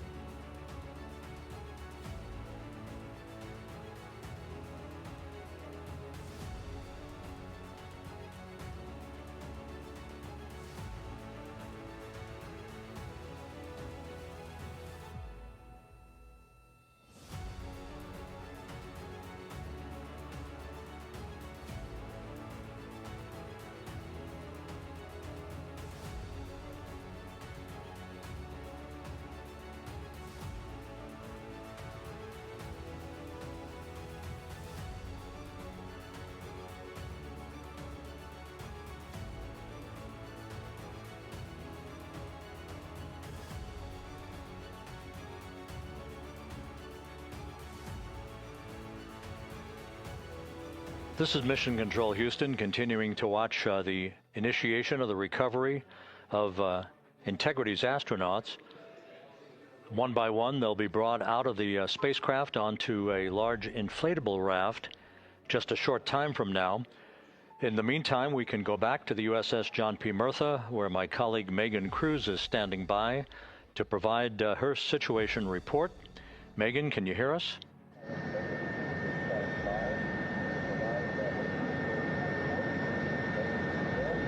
Hey, Rob. Yes, I can hear you. Thank you. Yeah, we're back here on the bow of the recovery ship where there are still plenty of people peering out into the water. We are not very far from the action everyone is seeing on their screen now.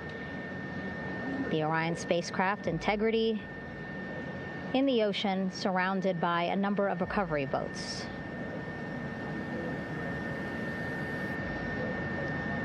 As Rob has been saying, in those recovery boats, NASA and Navy personnel specifically trained to get the astronauts out of Orion.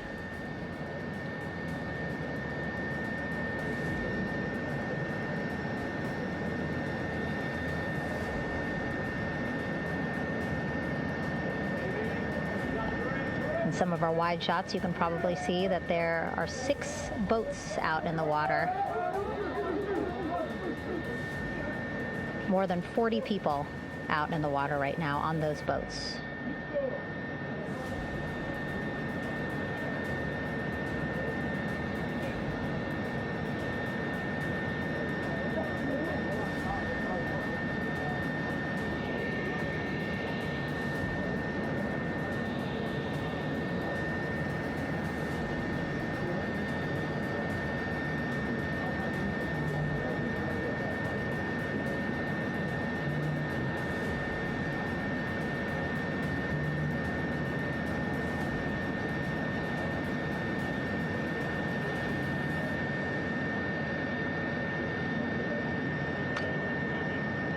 First order of business is to set up the front porch and the stabilization collar. You might also hear it referred to as a stab collar. Basically just to make sure that Orion stays upright, doesn't sway in the water too much, again, to make it easier for recovery forces to get the astronauts out.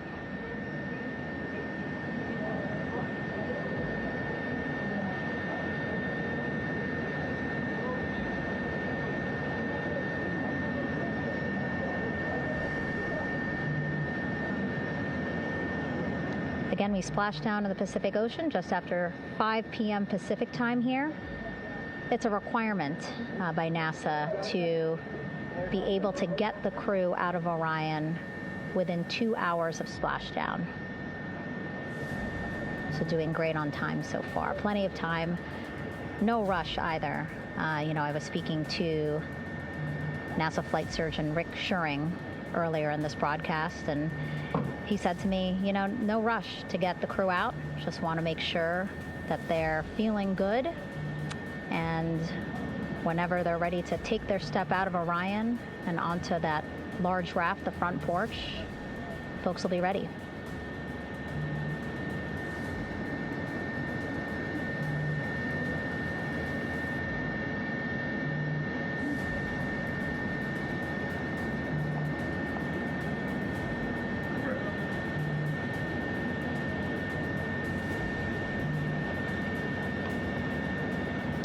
And as there are mission audio loops in Mission Control in Houston, there is a mission audio loop here on the ship, and it was just reported out that the side hatch is open.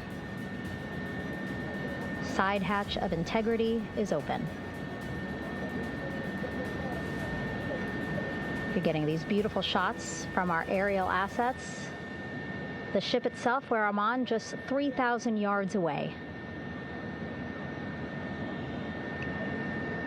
Again, plenty of people on the boat here, glued to the side closest to where they can see all this action. And again, with just 3,000 yards separating us, great views from the bow here.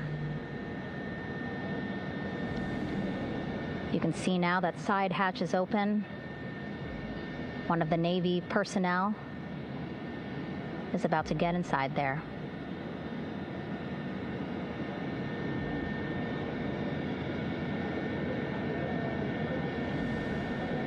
In they go. In total, 4 will go into Orion. So it'll be a little bit of a tight squeeze, but the goal is to have a recovery personnel with each astronaut assessing them.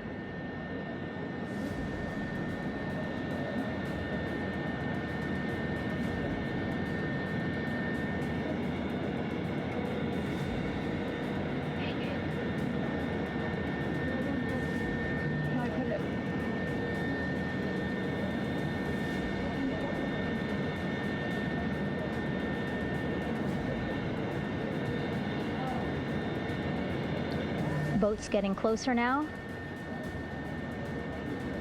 Again, that one that's right up against Orion, those are the divers that will go in to the spacecraft to check on each of the astronauts. These other boats will begin doing a number of things, putting on that stabilization collar onto Orion, building that front porch. Eventually, they will retrieve the parachutes, as well as tow Orion back to the well deck of the recovery ship here.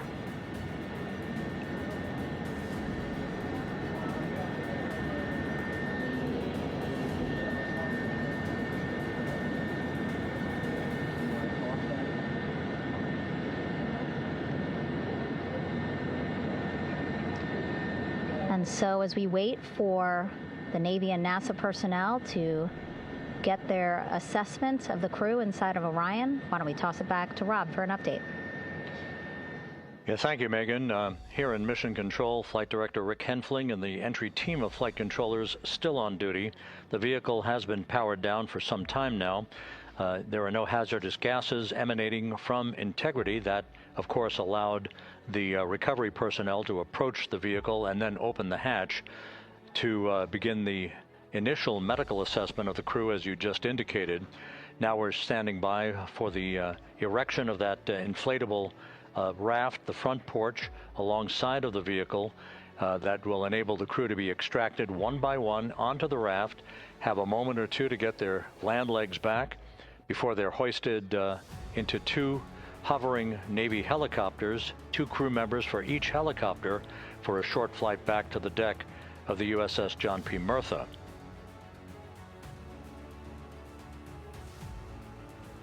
All of Integrity's systems operated flawlessly throughout the course of the approach to the Earth, the entry into the Earth's atmosphere, and all of the key milestones that followed in this high-speed return to Earth for Integrity, a mission that spanned more than 694,000 miles from the vehicle's launch from the Kennedy Space Center atop the Space Launch System back on April 1st.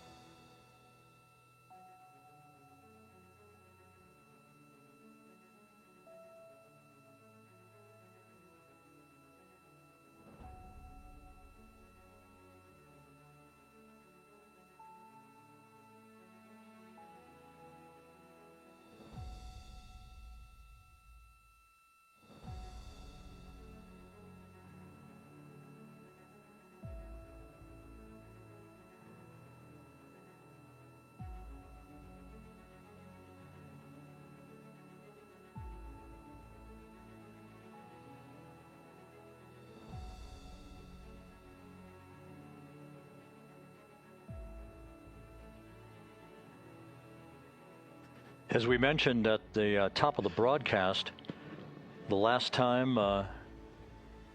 that the Apollo program saw a splashdown in the Pacific was Apollo 17 back on December 19th, 1972. So for the first time in some 53 and a half years, we have reenacted that with the arrival of Integrity's astronauts as they flew around the moon in that historic lunar flyby that began with a trans-lunar injection burn that took them out of Earth orbit following 24 hours of a high Earth orbit trajectory.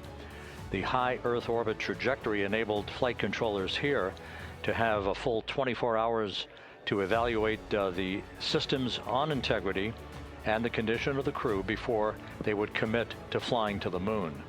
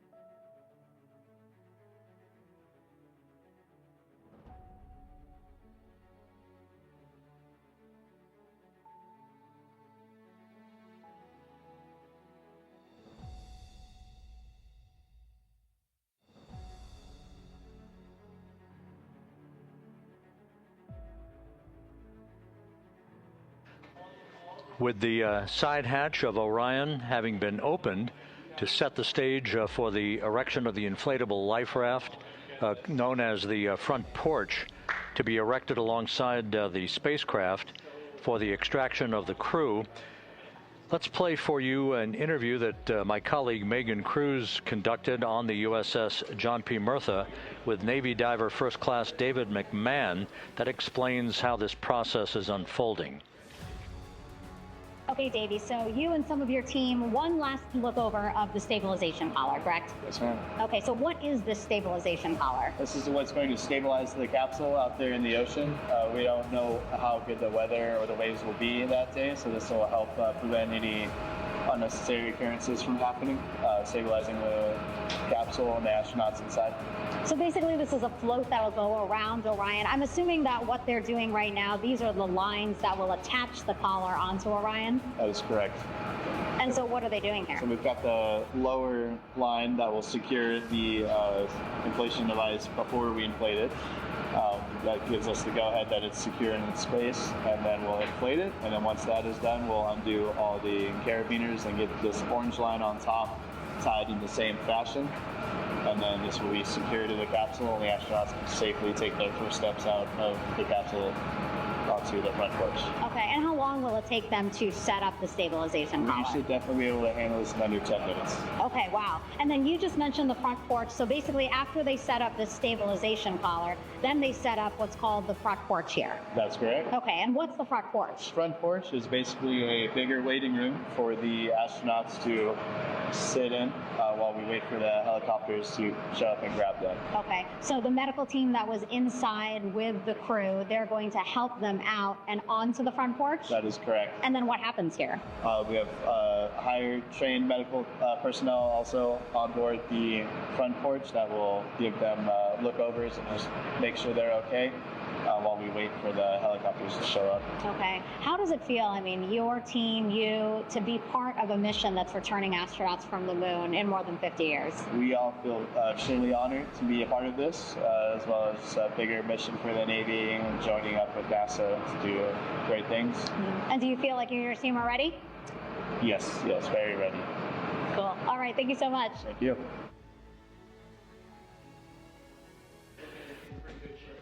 Once again, the recovery operations are continuing out in the Pacific.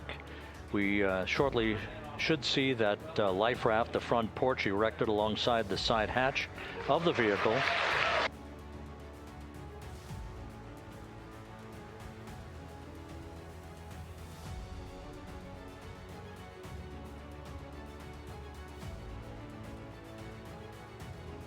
A number of flight controllers have come into the flight control room to receive congratulations from Entry Flight Director Rick Henfling. But we're going to stick with our operations out in the Pacific as we await the extraction of the 4 crew members who are reported to be in excellent condition.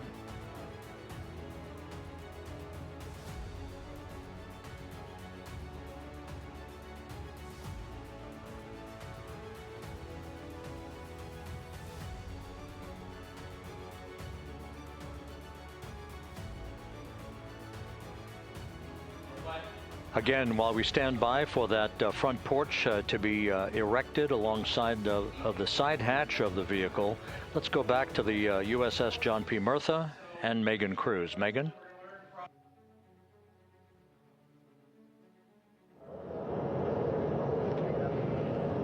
Hey, Rob.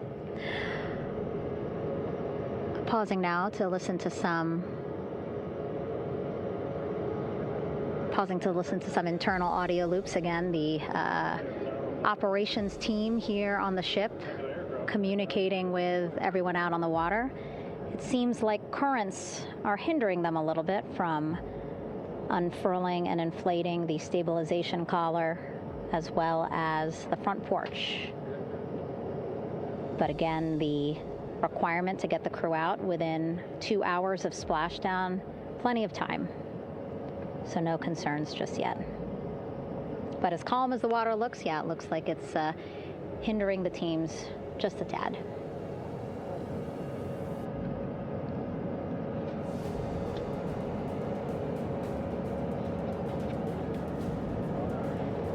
You can see in some of our shots that side hatch still open.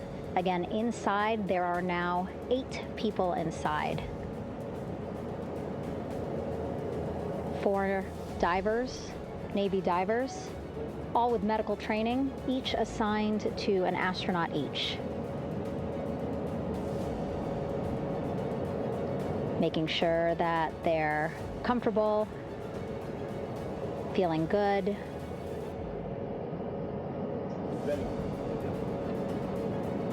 As you've heard us say in the broadcast, you know, they expect a little bit of discomfort. Again, these astronauts just traveled back to Earth at 25,000 miles an hour, a nearly 695,000 mile journey around the moon.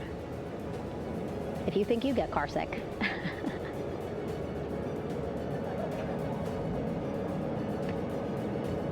Again, 6 boats out there, lots of gear with them, just in case, right?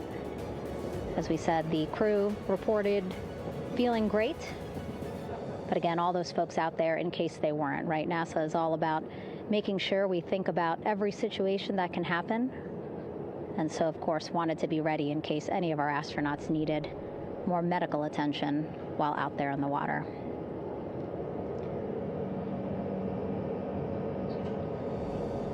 You see now teams again trying to set up the stabilization collar and front porch for the crew to get out of Orion. They need both, right? The stabilization collar will keep Orion from swaying as you see it is doing now.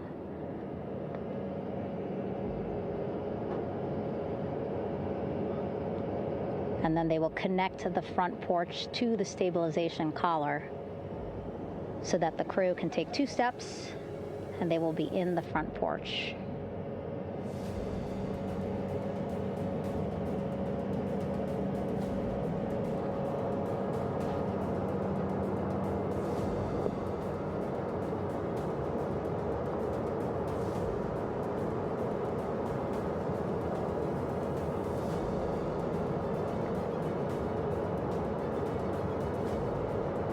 Not a lot of chatter on the mission audio loops. That's a good thing.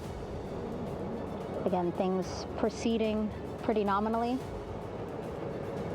even if they're fighting some currents out there on the Pacific Ocean.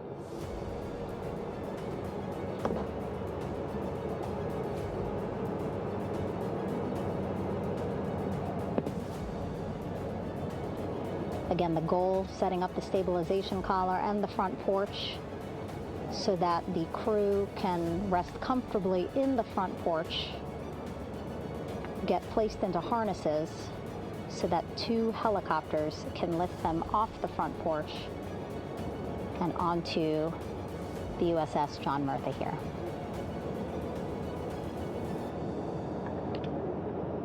The helicopters are going to take turns picking up an astronaut. So again, Helo 1 and Helo 2.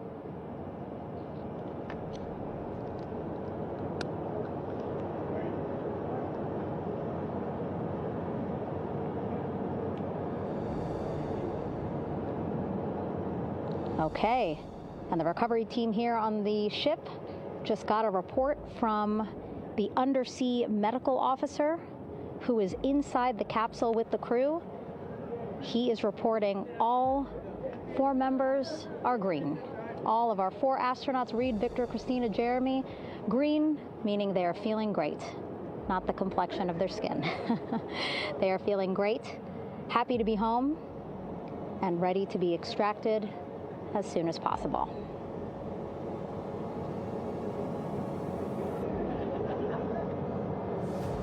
And so, as I was saying, we have 2 helicopters circling the activity you're seeing on the water right now. Each will take turns picking up an astronaut. So Helo 1 will come on in, hover above the front porch, about 40 feet above the front porch. A Navy recovery specialist will be hoisted down into the front porch. The restricted maneuvering doctrine is in effect. We'll connect to the first astronaut, which we're expecting to be Christina. And then Helo 2 comes around, picks up Jeremy while Helo 1 stays above head, and then Helo 1 will come back in for another astronaut, and then Helo 2 for the last astronaut, and then back to the flight deck here on the recovery ship.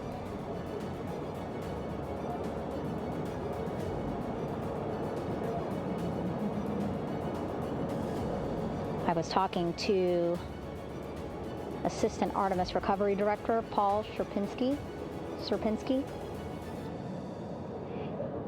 He said helos are a much quicker, safer way to get on board. They did actually consider boats, but then if you think about it, longer time, the crew would have to move through more of the ship. This way the helos will give a more direct, quicker route to the medical bay for our 4 astronauts.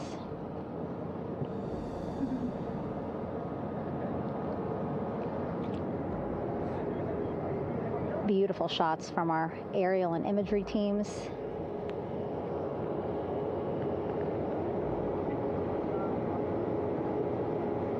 Clouds have dissipated for a clear view from the bow of the recovery ship here.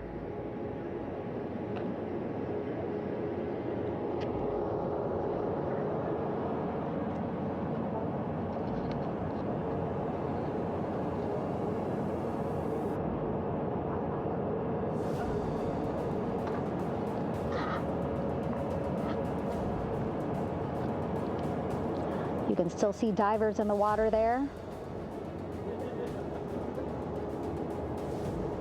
Encircling Orion, that is that stabilization collar we've been telling you about. As you saw in that interview just a few minutes ago, they have to first connect it to Orion, and then once it's secured onto Orion, they can inflate it, and then they'll further secure it with other harnesses and lines.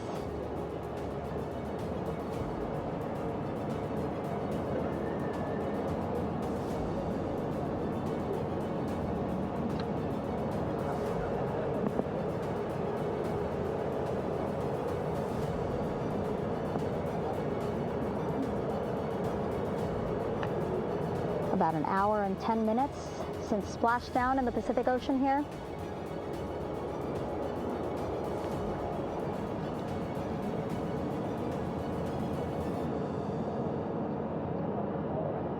Reed, Victor, Christina, and Jeremy back home after a history-making mission to the moon and back.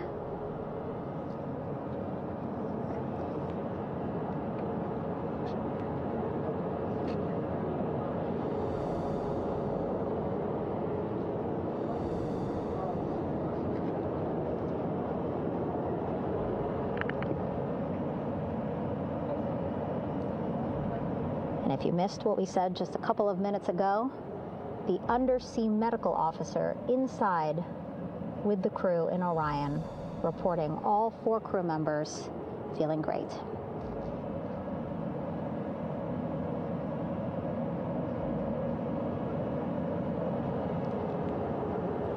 Progress being made there on the stabilization collar. It looks like they are beginning to inflate it.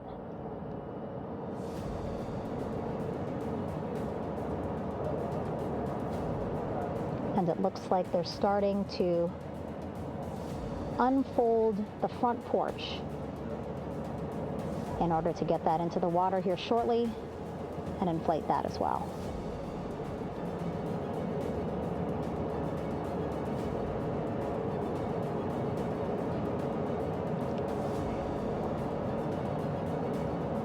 Again, more than 40 people out in the water right now. And those Navy and NASA personnel have been in the water for now about 4 hours.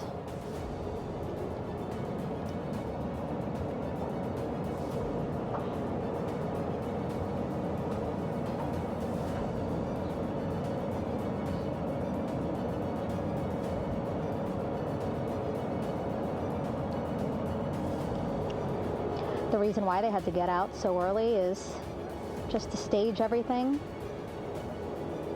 And actually here on the ship, when there are flight operations happening, you can't have anything else, right? Just because the flight deck can be a dangerous place, so they just want to focus on planes coming and going from the ship, so that's why they wanted to get the boats in the water to make sure that they have all the time they needed for the flight ops. And then the same crew here out in the water, they will stay out in the water for a number of hours after we recover the crew and get them back on the ship, because then they have to recover Orion.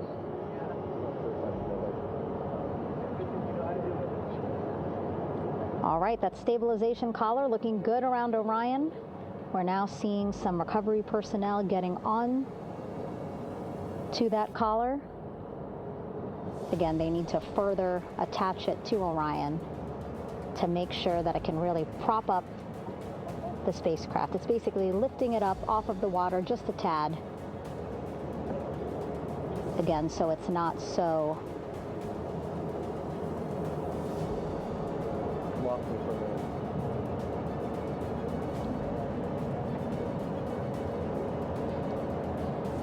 so it doesn't sway so much in the water there.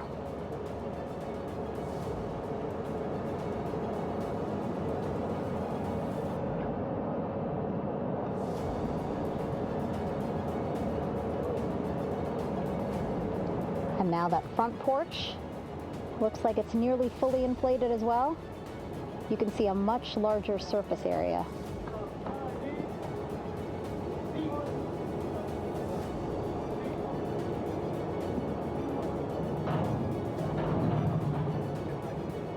And so once the crew get out of Orion, they can stretch their legs a little bit on this front porch, get some fresh air.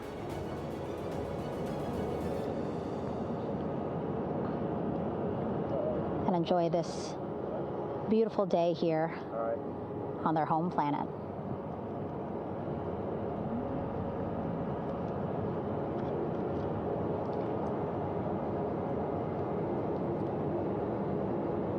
It appears teams now are about to connect the front porch to the stabilization collar.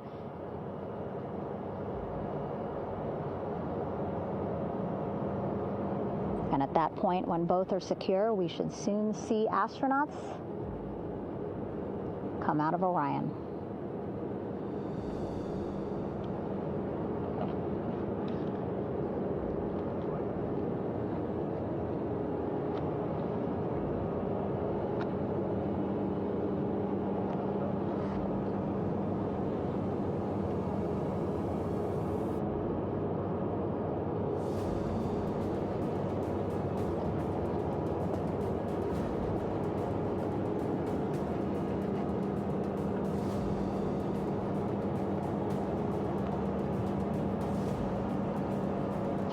All these views you see also being fed to the Landing Force Operations Center here on the ship.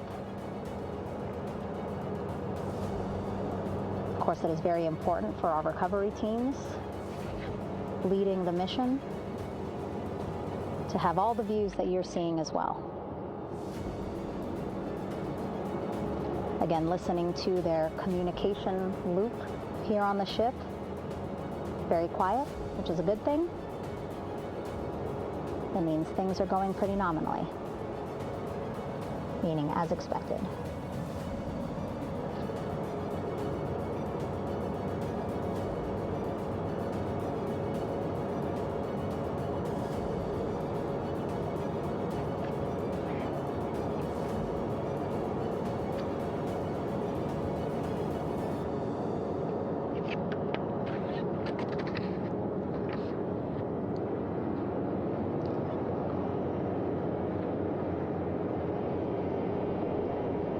Again, all this activity happening just 3,000 yards away from the ship. So that means this will be a very quick flight back on the helicopters for the crew.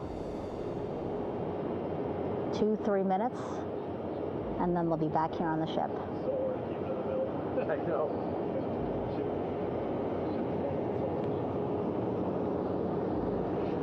Okay, saw a thumbs up from one of the personnel on the front porch. It looks like they are now getting ready to deploy what they call the Air Rescue Vest, ARV. And so this is the harness that each crew member will get into in order to be hoisted into the helicopters. Again, those helicopters hovering just about 40 feet above the front porch when they're ready to pick up each crew member.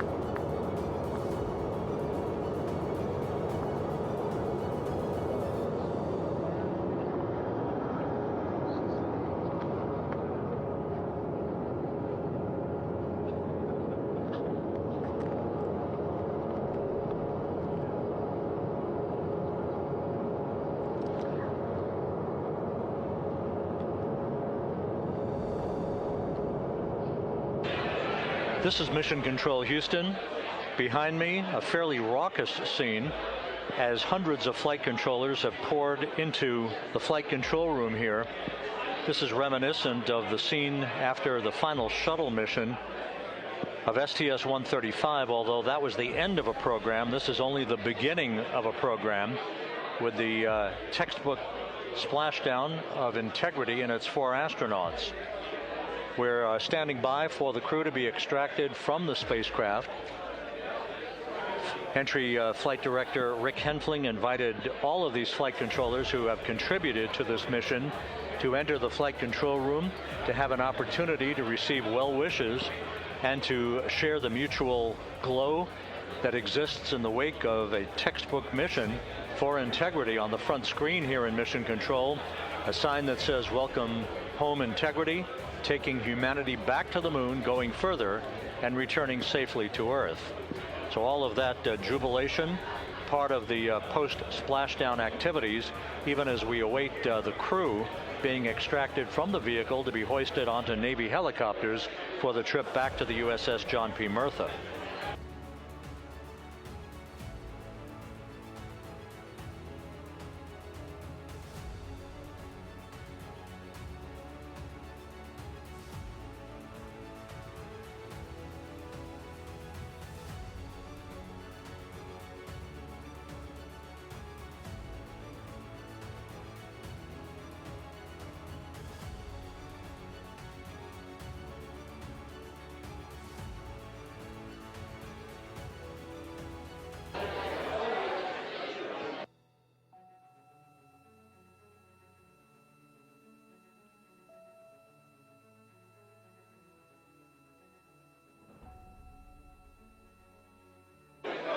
Once again here in Mission Control, this view of the Artemis flight control room, known as the White Flight Control Room. This is the old shuttle flight control room, and now is the home of Artemis missions to the moon and beyond. Once again, quite a few flight controllers were invited in by Entry Flight Director Rick Henfling to share in the jubilation following the successful splashdown of Integrity. That splashdown occurring an hour and 22 minutes ago, as we stand by for the completion of the extraction of the crew, and ultimately they're hoisting onto Navy helicopters for a short flight back to the USS John P. Murtha. Splashdown occurred at 7:07 and 27 seconds p.m. Central Time. I had an opportunity to talk to the head of flight dynamics, Jeff Birch, a moment or two ago. He said the trajectory of Integrity coming through the Earth's atmosphere was so precise, they've never seen anything line up on a ground track like today's entry by Integrity for its splashdown southwest of San Diego.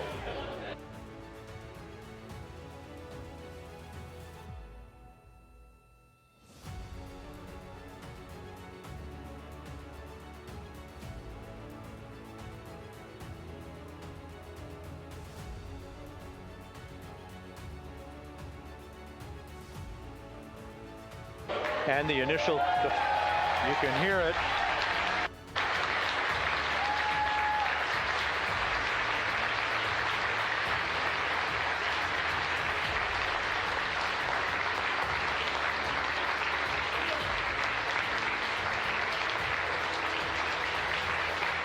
Jubilation here in the flight control room. The first crew member is out of Integrity.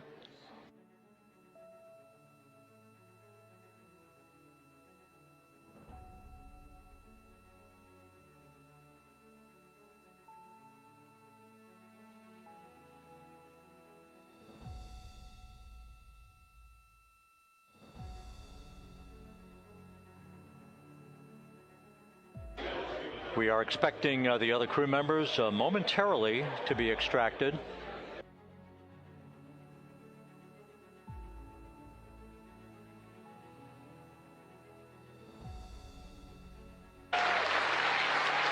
We now have 2 crew members out.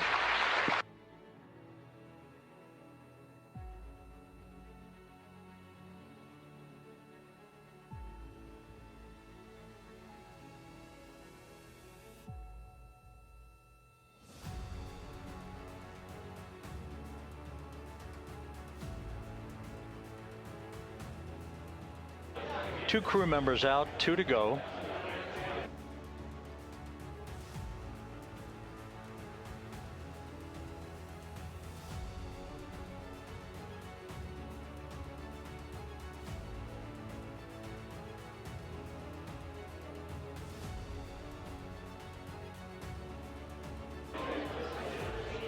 We're about 1 hour from sunset out in the Pacific. Everything continues to go well. Integrity's systems function perfectly during its entry back to Earth. And Reed Wiseman, the commander who will be last out of the vehicle, reported that all the crew members were feeling very well.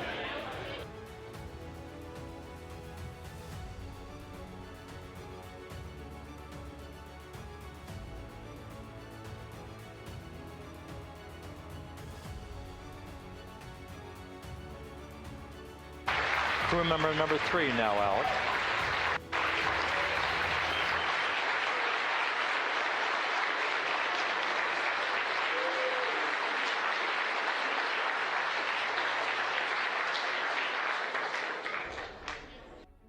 And now standing by for the commander, Reed Wiseman, who will be last out of his ship.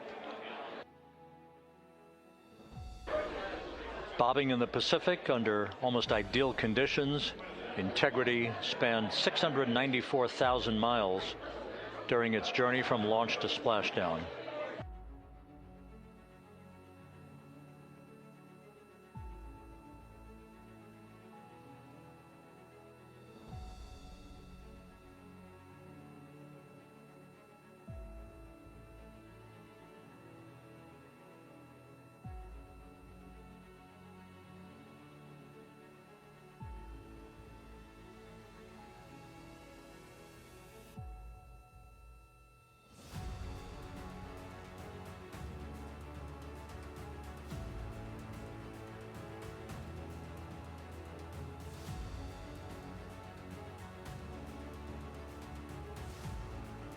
And we now have Reed Wiseman out of the vehicle, all 4 crew members now out of Integrity.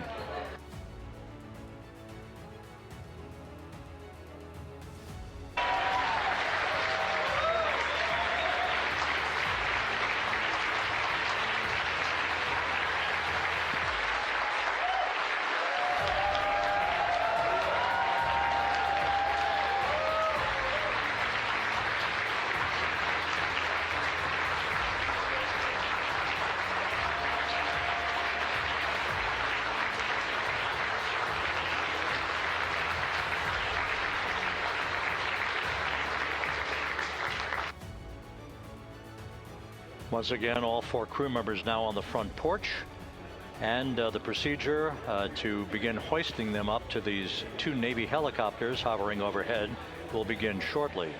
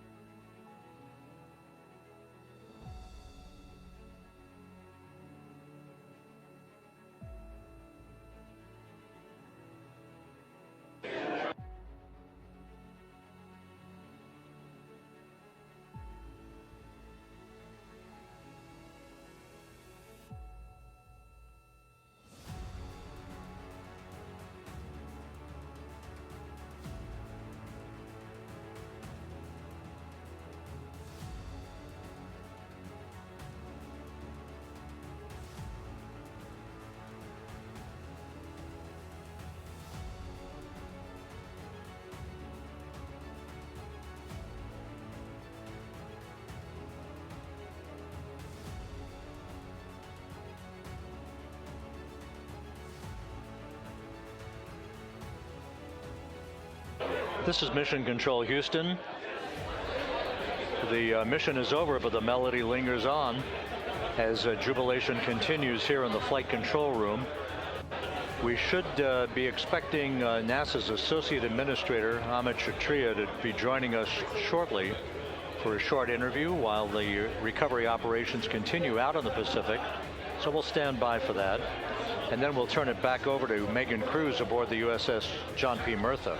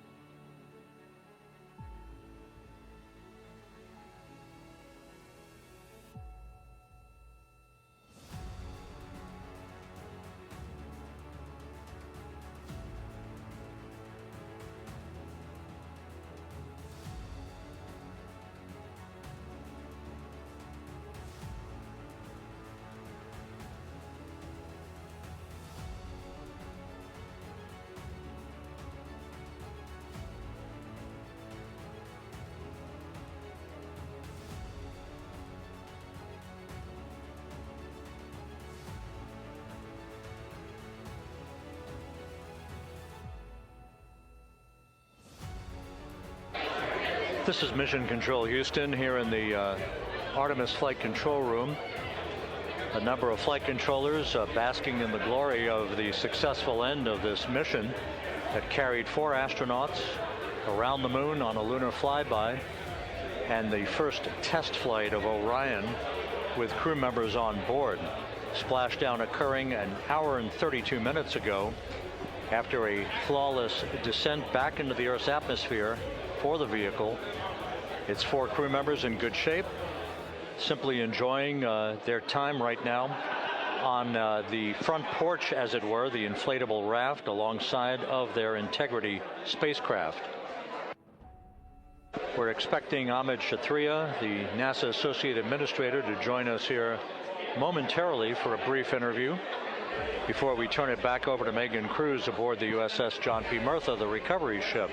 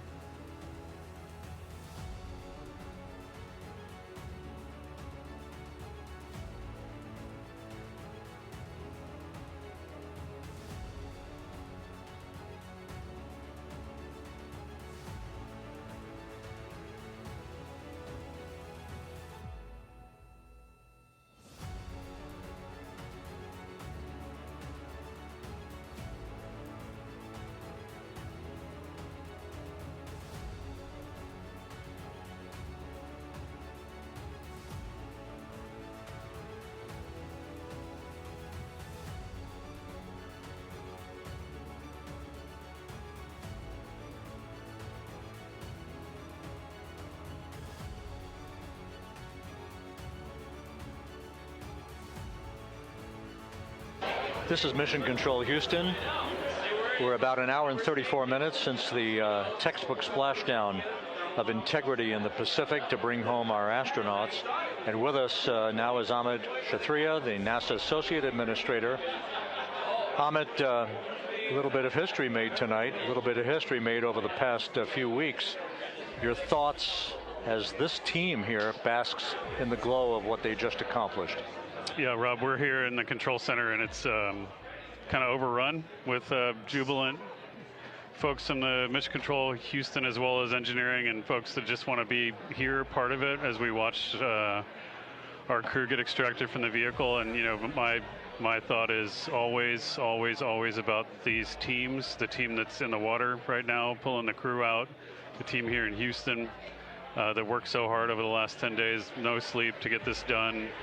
You know, we still have some work to do to get the crew to the med bay here on the ship. They all look great coming out, so hopefully that won't be too long. You know, I think we saw the administrator on the boat too, giving his thanks to the Navy team on the Myrtha, which they're just an incredible group of sailors. I was able to visit with them a couple weeks ago. And then if you pull it all the way back to the workers and the folks that joined the rocket at Michoud, that made the heat shield tiles that held together tonight, that stacked the vehicle in Florida, that integrated the vehicle in Denver, that fired the engines in Stennis, that fired the boosters in Promontory. I mean, this is the entire team, you know, coming together and being tested by the environment that this machine went through, and they did it right. The work was good. They did it right.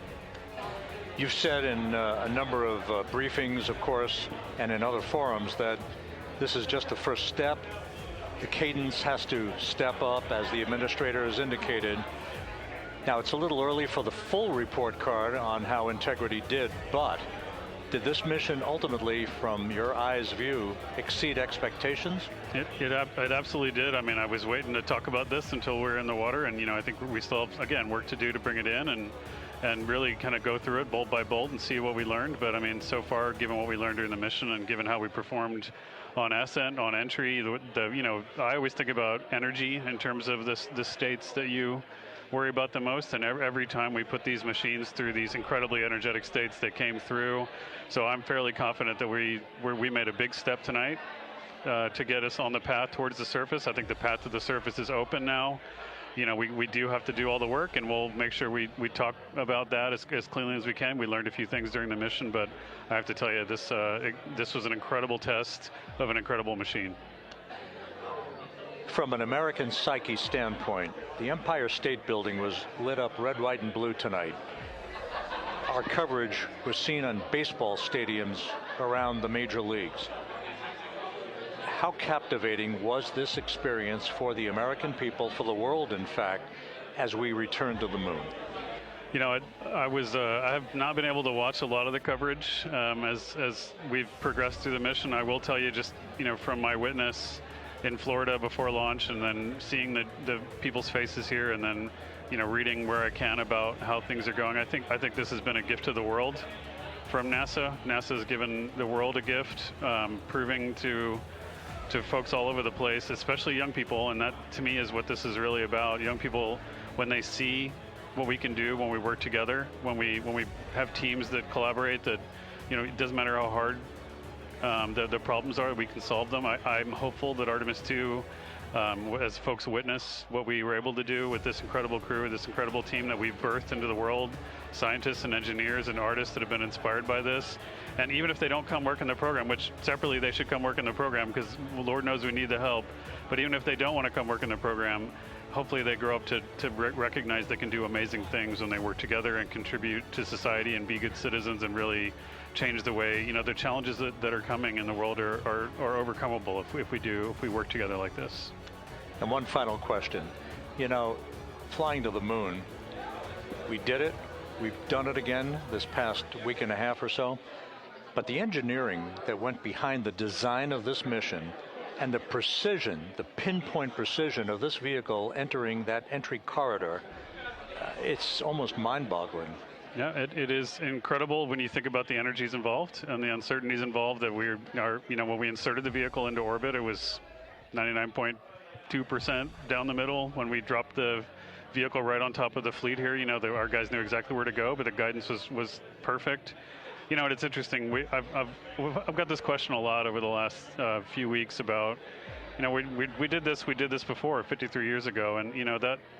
I think, I mean, it is a reasonable thing to contemplate, like what's gone on since then. And what I'd tell you is, you know, when we did Apollo, which again, the more we learn about what they did, the more magical it seems what they were able to accomplish given the technology and the learnings that they had. But when we did Apollo, the architects of Apollo, you know, Gilbert, Seaman, von Braun, Mueller, what they really wanted to do, you know, as they were contemplating what it meant to expand our range of action to the lunar surface, what they wanted to do was learn how to live and work in space for a long time.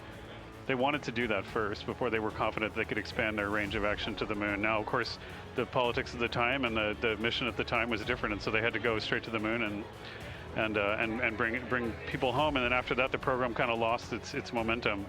But you know, after that, NASA kept moving along those paths, right? So we recognized during Apollo that reusability was going to be important. We spent a lot of money on those machines, and you know, we spent a lot of money on these machines here.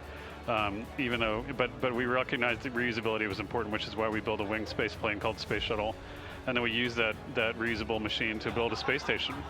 And we learned for 25 years how to live and work in space, and have been able to develop technologies that can enable exploration. So really, what I think is now, 53 years later, we're at the point where the architects of Apollo would have been pleased that we're now ready to actually go back to the moon and go back to stay, because we've learned all the things we needed to learn.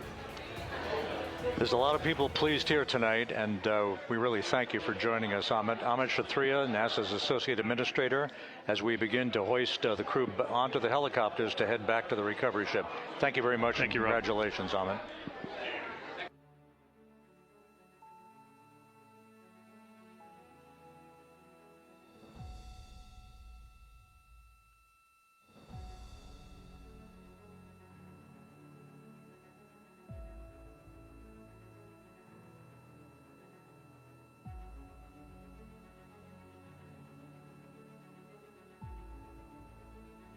This is Mission Control Houston, with the crew members now beginning to be hoisted aboard the Navy helicopters.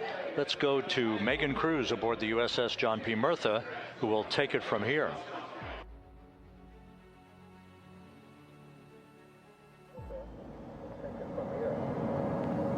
Hey, Rob. Yeah, back on the bow of the ship here, we are seeing the helicopters circling Orion. The first one there, having just completed picking up the first astronaut. Helo 2 now, hovering just 40 feet above the front porch, lowering a recovery specialist out of the helicopter. That person will touch down in the front porch just there.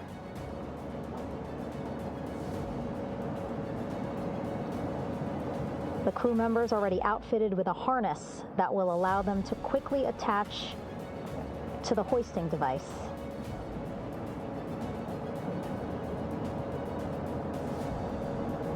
Look at the power of those blades throwing water out at the center there, the front porch, with now 3 astronauts and the recovery specialists. Again, crews already outfitted with a harness vest. And here we go. Second astronaut now off the front porch, getting hoisted into the second helicopter.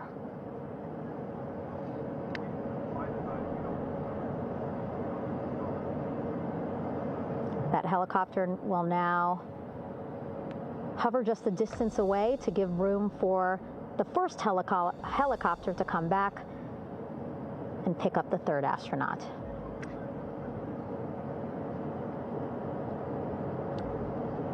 As we wait for that helicopter to come back, make its way back around, just want to mention that the President of the United States called our NASA administrator today while he was on the ship, just minutes after we interviewed him live on our coverage, and congratulated him and NASA on this history-making moment tonight.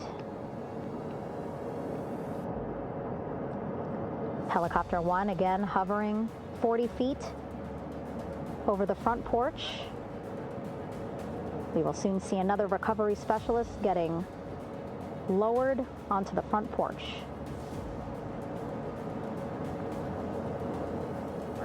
Wow, imagine sitting on that front porch, the wind, the water.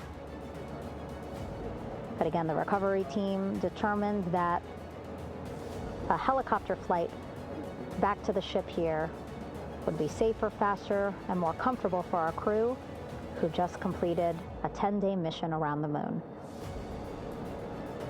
Third astronaut in the air, getting hoisted quickly back into the first helicopter now.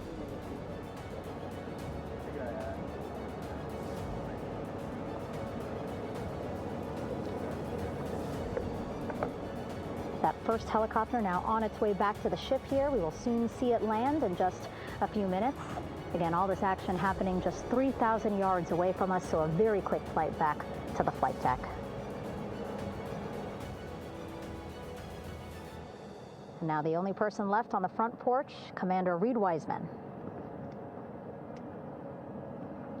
That second helicopter now making its way back over to the front porch. Here it comes.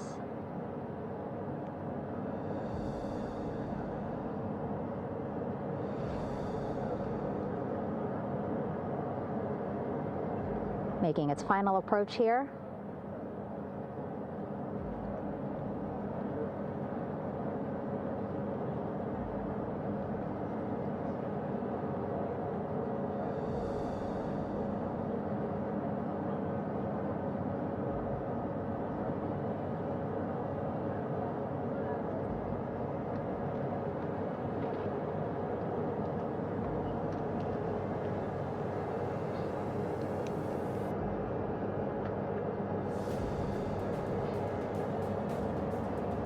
The last astronaut, Commander Reed Wiseman, now off the front porch and almost into the second helicopter. Both now on their way back to the ship where we are, the USS John P. Murtha, just west of San Diego in the Pacific Ocean.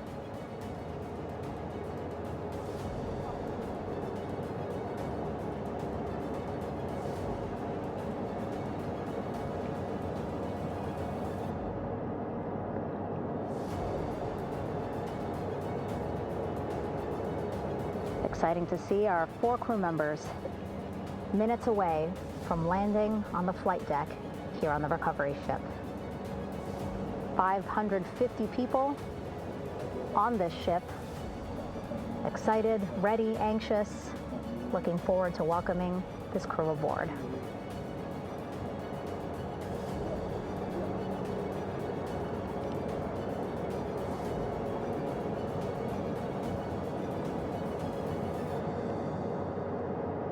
Watching them now with our own eyes. Close to the ship here. Hearing them begin to hover on the flight deck, which is just across from us, here on the bow.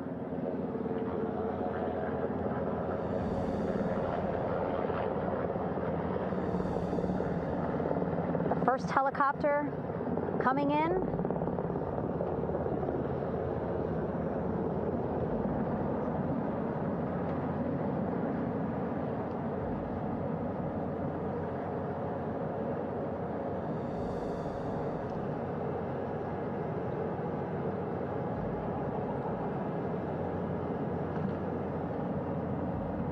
And wheels down. Wheels down of the first helicopter carrying 2 of our Artemis II crew. Pilot Victor Glover and mission specialist Christina Cook.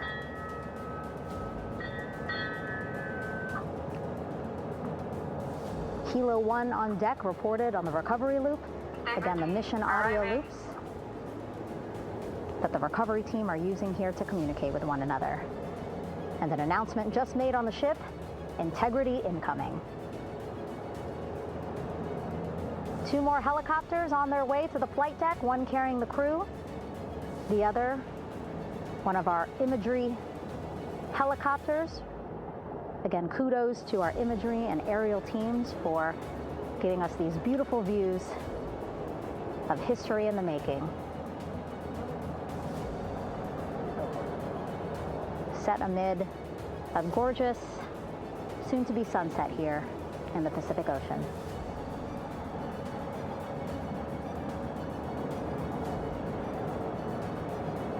Second helicopter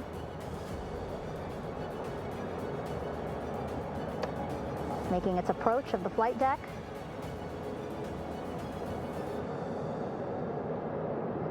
Plenty of people here on the bow with their cell phones out, filming this moment.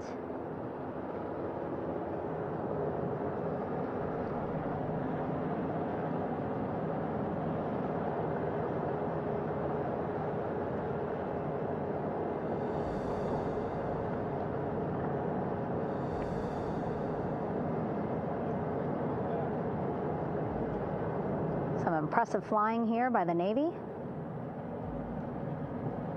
as we are seconds away from wheels down.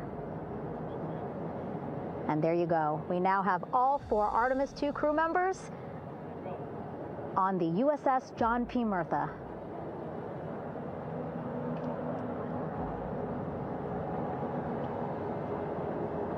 I'm sure they're happy to be out of the water and on this recovery ship with, again, 550 people on board, ready to welcome them home.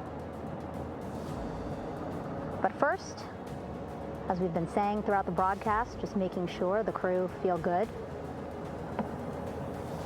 We reported that they were feeling good when they were in Orion, but those were just initial, quick, verbal assessments of how they're feeling. Their destination tonight, the medical bay here on the ship, right after we power down the helicopters here.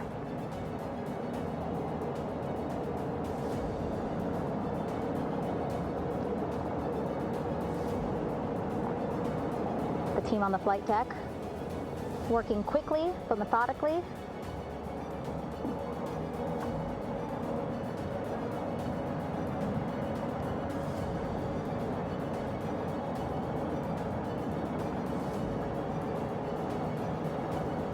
Waiting for just one more helicopter to touch down.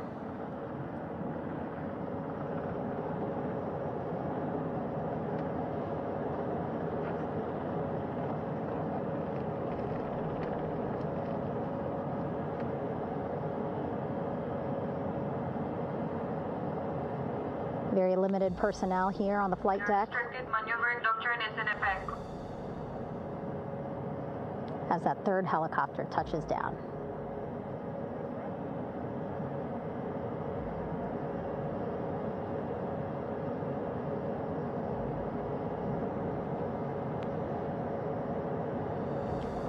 The ship is at flight quarters. Stand clear of wader decks, aft of frame 095, or no cover stop side, throw no articles over the side, hold all trash and garbage on station. Flight quarters. While just a few folks on the flight deck itself, there are plenty more on some upper decks. I see in some of our views a very packed crowd overhead. Announcements being made over the ship's loudspeaker system, reminding folks to stay clear of operational areas like the flight deck, so that teams can work quickly to get the crew off of the helicopters and into the medical bay.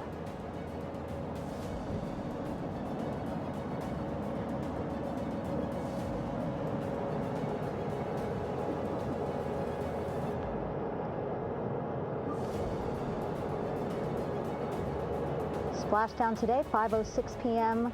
Pacific time. We are within 2 hours of that splashdown time, and already we have all 4 crew members on the flight deck of the USS John P. Murtha.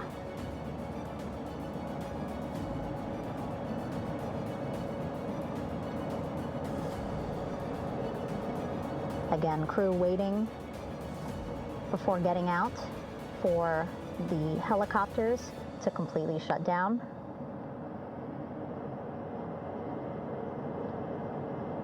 Safety, of course, very important to NASA and the U.S. military.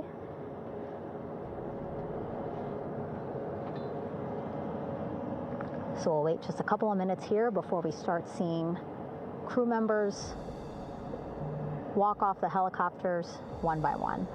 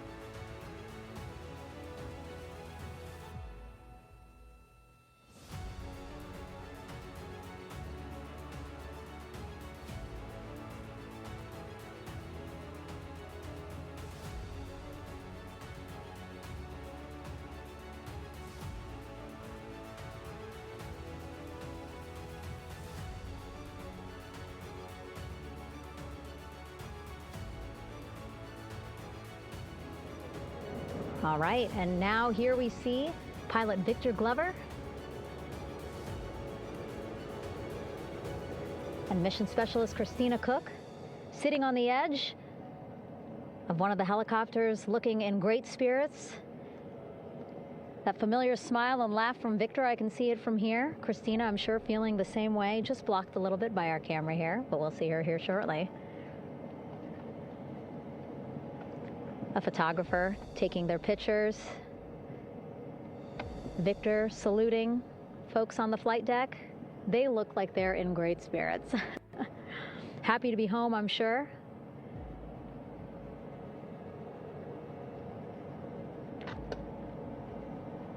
If you're sitting at home, I hope you too are wondering, what would you want to ask them if you got a chance to talk to them? Because that is what I'm thinking about. Getting the opportunity to talk to or ask questions of these 4 astronauts who just made history as the first crew to return to the moon since 1972.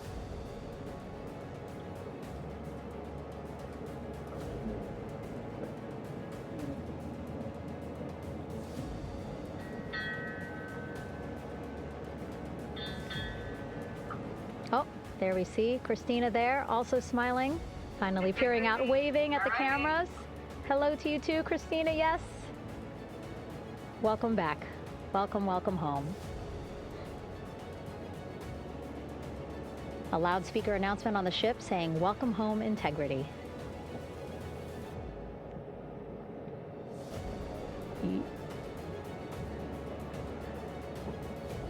Victor in great spirits. I can't see who he's talking to, but I kind of think that he might be talking to his other 2 crew members.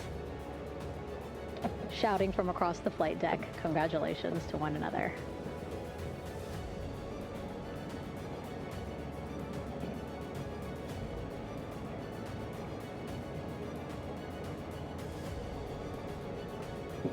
And so now we see some Navy personnel walking up to the helicopter.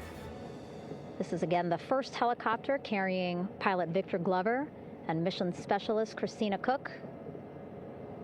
Both have taken off their helmets now.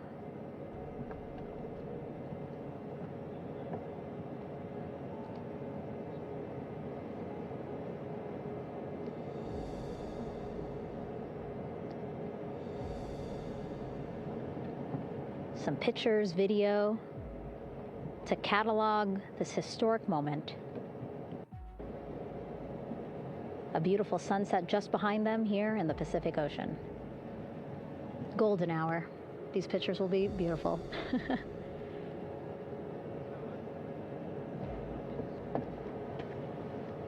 Now we see NASA Administrator Jared Isaacman. He is on the flight deck, as well as Flight Surgeon Rick Schuring walking over to Victor and Christina first. We saw the administrator walk over to the other helicopter, which is carrying Commander Reed Weissman and Mission Specialist Jeremy Hansen.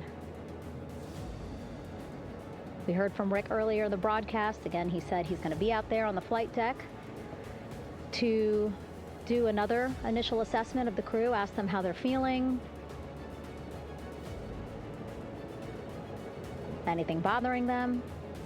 But again, from what I'm seeing, they look like they're in great spirits and feeling pretty good for folks who just traveled 695,000 miles from Florida to the moon and now here to the Pacific Ocean.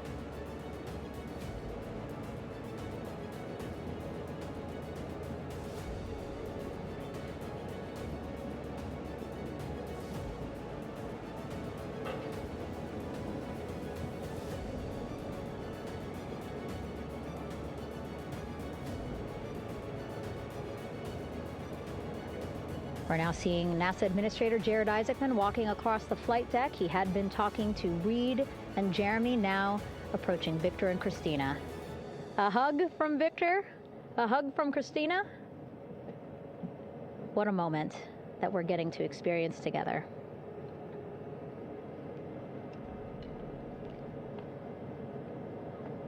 I'm sure congratulatory words. You know, we got to speak to the administrator live on this broadcast as well, and he said the kid in him right now, giddy, absolutely giddy at what we were able to accomplish today.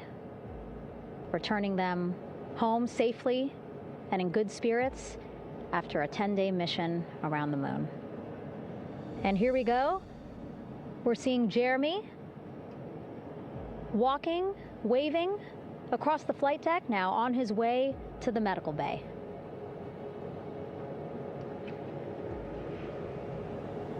It's a short walk, less than a minute. Again, that's why the recovery team decided to use helicopters to get them on the flight deck for that short walk to medical bay. And now on the flight deck, we see the chief of the astronaut office, Scott Tingle. Rick Schuring switching places. He's going over to the other helicopter. Big hugs from Victor, Christina to Scott. Again, a gorgeous sunset setting the stage for this recovery tonight.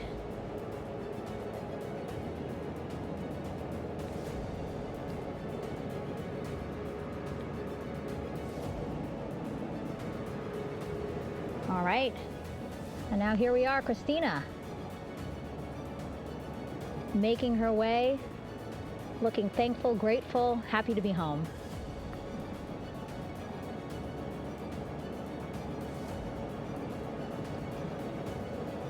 You can see she's looking up. Again, lots of people, just a few levels up off the flight deck, welcoming her home.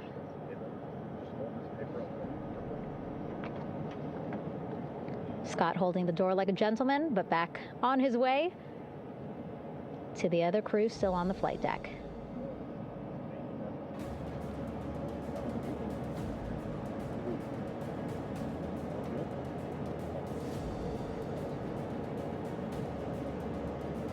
So still on the flight deck, Victor Glover and Reed Weissman. It looks like Victor will be the next one headed to medical bay. More hugs, more hugs. He's a hugger.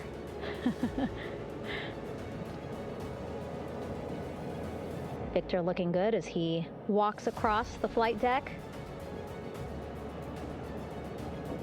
NASA Administrator applauding. Victor applauding for all the folks on the ship with him who played a role in their safe return today.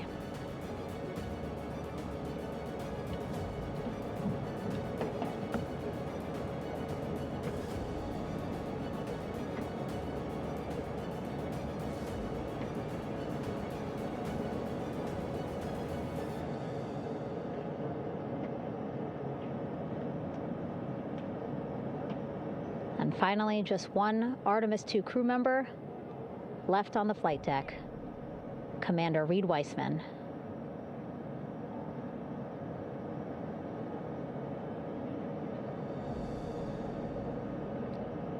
Applause from the group there on the flight deck, I'm sure, as well as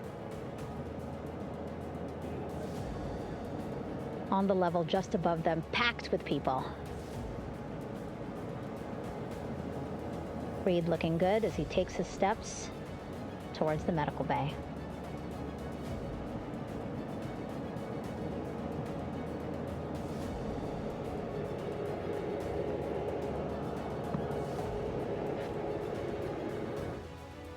Here are 4 Artemis II crew members back on the ship.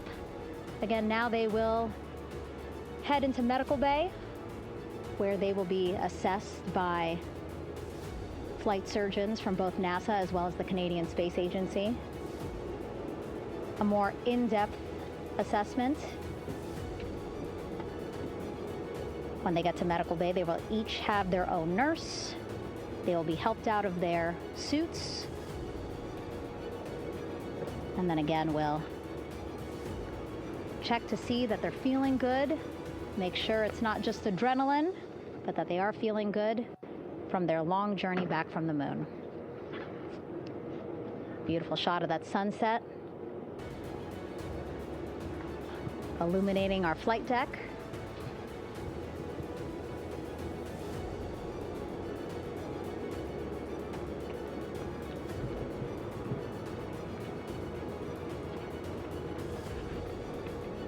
Thanks for watching. Visit the news section of our platform, www.aitv.info, for full reports and the latest updates. Follow and subscribe to AI TV Info for balanced reporting, deeper analysis, and forward-looking global stories that go beyond the headlines.